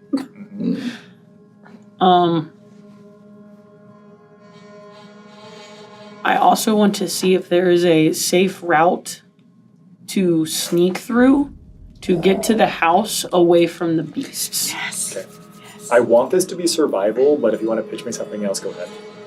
Perception, because I'm using my eyeballs to look. Right. There's no higher level thought behind this whatsoever. Not at all. My eyes just chart all this. Yes. 13. 13, but you still have a passive perception of 21, but maybe you're a little bit caught off guard by what's going on. You think that you've got a pretty decent idea of how to skirt around maybe the outskirts of the village itself. The only problem is from your current vantage point, which is like still kind of on the stairs, near the stairs, there's a small section or area that you can't quite see. So you don't know if you might be walking into an ambush. You have to like kind of go around. Maybe it's some bushes. Maybe there's a tree line. Who knows? But there's one section that you just can't tell if it's the safest path or not. The rest of it is like, you got to go through town. Gamble, take a risk, looks like most of it's safe, or try to somehow work together as a team and time whatever patrol has got going on here. And I will stand back up and I will look at Silas. There's something in the house. That is not a little girl. It's not Iris. It's like tall. It's tall. Fuck. All right. Well, we are in this together. What do the rest of you think? We think she's in that house. I mean, doesn't seem like she's in any of the other rooms, so what choice do we have?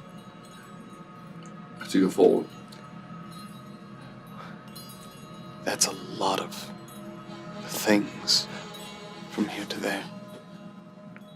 No. Do you When think we as get a- closer. As a distraction? Yeah, If- probably speaks. All right, well, I guess if they Throw it off the bridge. No. I know, I'm sorry. No. If we are attacked by Pre-attack. a Haven't you ever stuffed played tiger. Far Cry 3? You throw the rock. The gods go that way. I'm more of a Far Cry what? Primal enjoyer. Yes. Even more appropriate. Yeah, pull the string and throw it. It could be a good distraction. Well, When we get closer. There's- Because they're right and concentrated around the front of them. what? We could try the outskirts of town. It looked safer. There's just a section that I could not see. Okay. See, I've already made the decision of what happens when you pull the cord, and I'm not going to change. Okay. Close the raspberry. Do you need to just Spell of 3 wishes. No. do you need a distraction? I don't want it to come to that. Is But Well, is there a way we can approach this?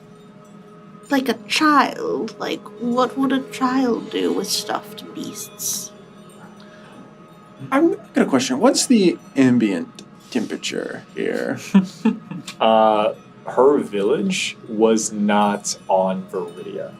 Her village was actually on the southeast portion of the continent of Mirathar, not terribly far away from the Gloomwood.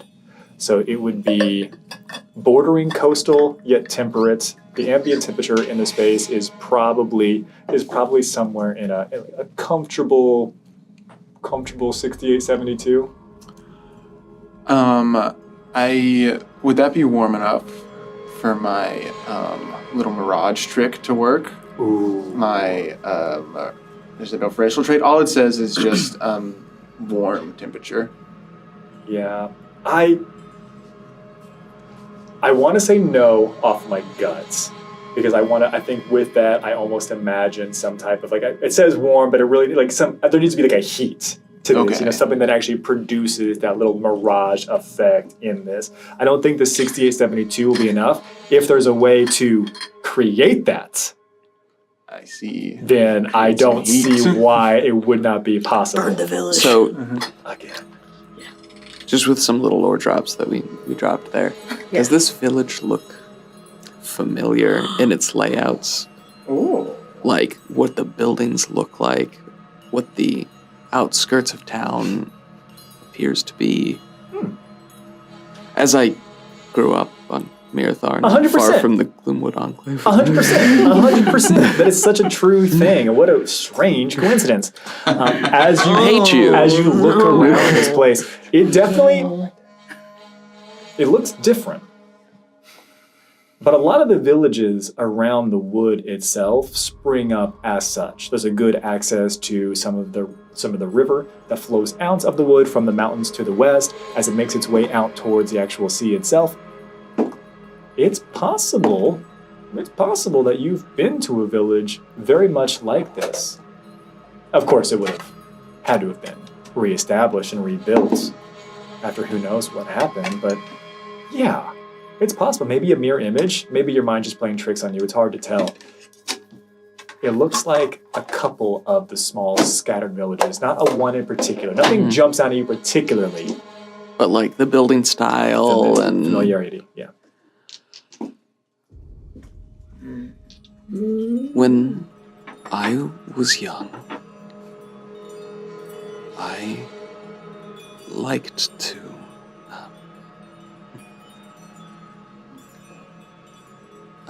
to walk at the village edge. I liked to play games and hide while people looked. I think we might be able to manage the same, but if you'll allow me to try, I have something I can do, but I don't know if it'll work. It shouldn't be harmful in any case.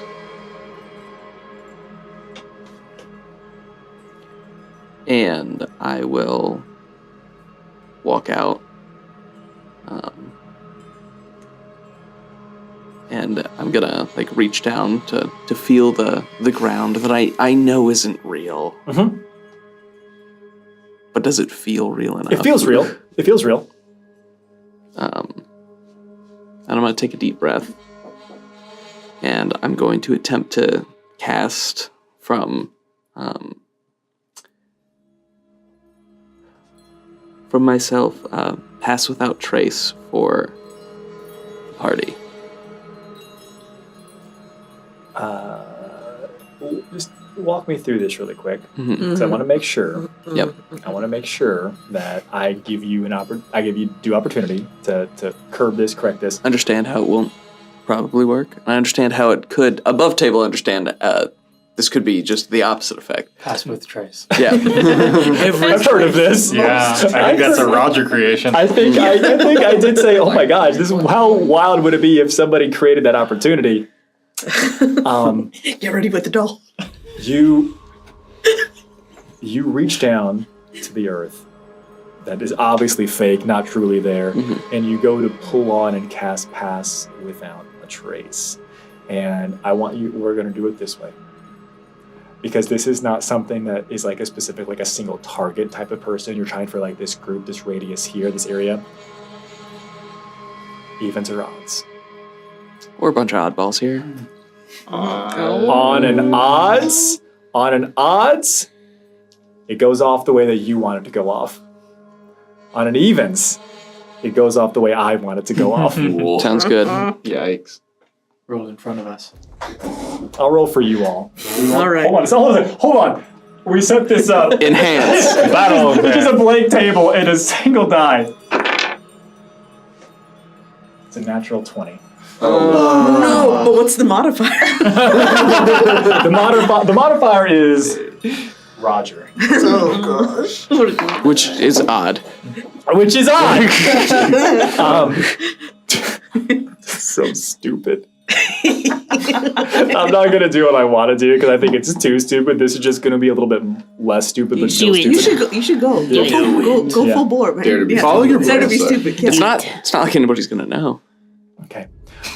You reach your hand down into the earth and you cast Pass Without Trace, and you didn't realize that you had also been hearing the soft padding footsteps of the beast themselves. And as you bring your hand back off the ground, you realize that you no longer hear any noise. and you watch as it looks confused for a second, and one of the stuffed displacer beast kind of like looks down at its feet and then disappears. This is the worst. Oh no. Oh no. Do I feel like it's working? Something has definitely worked. Oh my God. It's not the answer to the question. Do I feel like, do I hear these goofballs? You still hear them. Oh, okay. I drop concentration. Okay. And then you hear as they all plop back down onto the ground. And come back into focus. Like they all lifted off the ground? Yes. Oh, well, that's different than what I got from that. Oh, no, they did both. Oh. They turned invisible and lifted up off the ground. Good. Well, I wouldn't try your thing, Nim. That seems like a good call. Okay. And if only it was a little more. Well, we just go quiet, regular, no tricks. We go quiet, regular, no tricks, and then if it goes wrong, throw that thing. Yeah. All right. Could just be a doll. Just remember that. Could just be a doll. Probably just a doll. All right. I said we just go. We just gotta do it. We gotta go. Let's go. Okay, we just have to go. Yeah. Quiet. I'm gonna cast Speak with Animals on myself. Why would you? You're gonna only speak animal now or something. It sounds good to me. You want evens or odds? I'll take evens because I'm a very even. Lame. Okay. Evens. He goes how you want. Odds. He here. goes how I want. Yeah, and so the kids were coming over. Him? It's a 17. The displacer beast. Should have done odds. I should have had faith. That's not concentration. I know. 10 minutes. I know. And so you go through the process of whatever it is of casting Speak with Animals on yourself. Just in case. And then and then all of a sudden you start to hear a cacophony of voices from the roaming beast in this place. And it says, follow orders, follow instructions, protect the master, follow orders in common. Wow, Jabono, that was... We can understand them now. Amazing. Great. I'm going to go ahead and cast Knowledge. What? You can understand them now? So it worked. Just not the way intended. Yeah. I do have a question. Oh, wait. Can everybody hear it? Oh, no. Yes. I'm contorting all the intentions of this how I see fit. So everyone. You didn't learn how to understand what they're saying. They just started speaking common. Nice. Yeah, you hear that? Am I able to send a message to Airless? Mine is not technically. Oh. Okay. You're not. And here's why, Kennedy. What Patricia is not part of your soul or spirit. She could be. You should have been nicer to Patricia. And the only reason that I'm saying no, because I would even stretch this, but it won't be able to pass into this cursed demiplane space. She is cut off from you currently. I don't like that. So you can't undeafen. Why would you say that? Roger already knew. Simple. Oh, no. No tricks. No tricks. Dude, All right. just okay, all right. I had like a little tiny thought, but we don't need to. We can just go. Is we it can a trick? Just run. Not really. It's just. Is it magic? No. It doesn't have to be. I was just wondering, what if we sang them? What if we sang them a lullaby? The dogs? Yes. Well, I mean, that's a tiger. Yes, but it's a stuffed tiger. which makes it a doll. Why don't we dog. Why don't we try that if they see us? Perfect. All right. If Do you the doll know doesn't work, if the doll doesn't work? then we all join in a lovely lullaby. And a lovely lullaby, and we try and put them to sleep. What could go wrong? I think this is fantastic. That's actually a good idea. Maybe lullaby then doll. Yeah, That sounds Okay, good. And when you throw that doll, don't throw it at them. no, I throw it off the bridge. Yeah. Oh, Well, I mean, if we make it that far. when right. we make it that far? I just wanted to clarify. All right. You're not We going just to take try to the beam more a likely they are to be displaced discovered. beast in the All face right. of a doll. All right, we go. This is what we're doing. Pulling out my math aid. I need everyone. I don't have it, Patricia. I need everyone to please make me a stealth roll. Can I try and guidance myself? Sure. Yeah. In this capacity, I still have guidance. It's only a minute, right? Yeah. Well, I'm contorting it the way I want to use it. Choose who are you casting guidance on? Myself. Okay. 1, 2, 3, 4. 1. There you go. Yeah, nicely done. All right. What'd you get? Fates. I got a 13. Okay. 23. 23. I got a 17. But you know, it's similar to sleight of hand since I have like leg-sized fingers. Enoch? So, I'm actually made out of metal, and so I have disadvantage to stealth checks because my armor, and also I rolled a 2. But you're not made out of metal in the spirit world. You're made out of gloop. Oh, true. You're made out of gloop. If this is a tough decision for not Enoch to make, but for Joe to make, because if Joe sacrifices this right now, I'm stealing your AC. The first thing I rolled was a 2. Okay. Yeah. I'm just okay. What'd you get? I am going to attempt to use my innate domain reaction to reroll this. I'm wearing scale mail anyway. I'm also wearing scale mail. I also have disadvantage. Interesting. Good. Which is much better. So that'll that went from a 4 to where's my stealth at 21.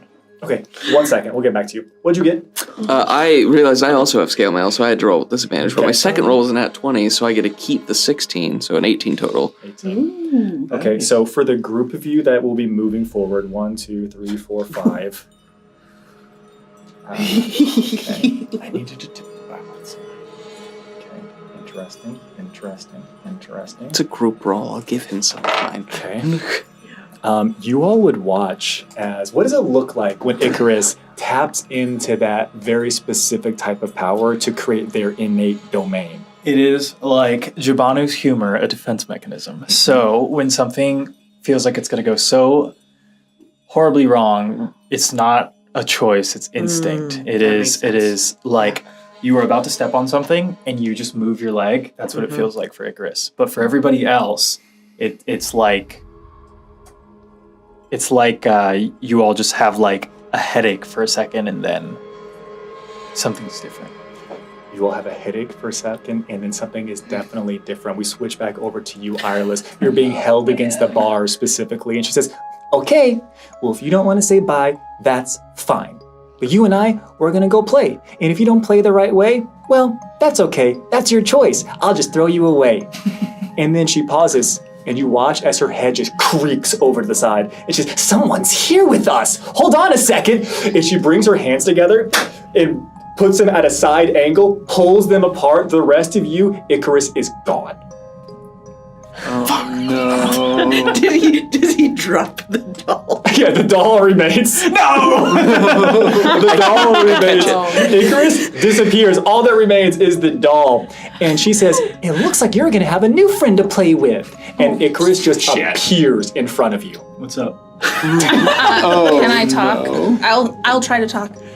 You know how to feel like you can talk. Oh. I will say, Icarus! And that's it. See what happens. She seems like she can hear you. And she says, oh, you know this one? This'll be fun then. Can I hear her? She's talking out loud as well as in the head of Irelis. Can I try and turn my robes into like a doll? Like I want to look like a giant doll. Yes. Yes, you may try that. Okay. You want evens or odds? Oh dear. So cute. Balance, order, evens. Boring.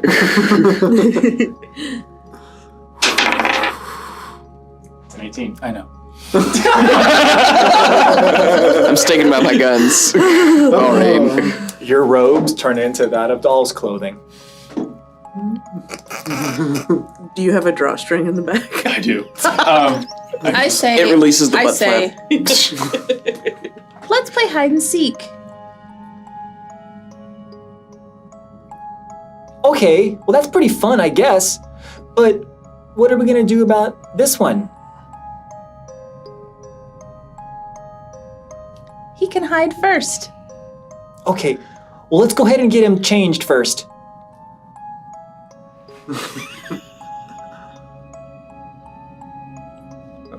How about he hides like that?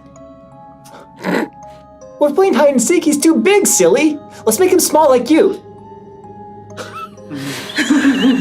You can only hear half of a conversation. We need to go.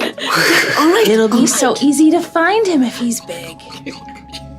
Well, I don't like easy games. I'm very stealthy. She immediately turns back towards you, and she drops you to the ground, and she rushes towards you, Icarus. Like this. Oh. I'm gonna faint left. Keep it simple, no tricks. And this is where we'll end our session tonight. Icarus, NFL whatever it's called. you can hear the screams of hundreds and hundreds of people who are essentially just screaming, "Run!" I am darting towards Iris, though. The doll that looks like Iris. Yes. Okay. Amazing. And that's where we'll start next time. Oh my with a party gosh. split in a way I did not expect. Oh, wonderful. Great work, everyone. Who would have thought that you wouldn't have liked the rooms I prepared for you in this tower? The one person who's like, I'm going to be useless here, and the one who's actually a doll right now. Well,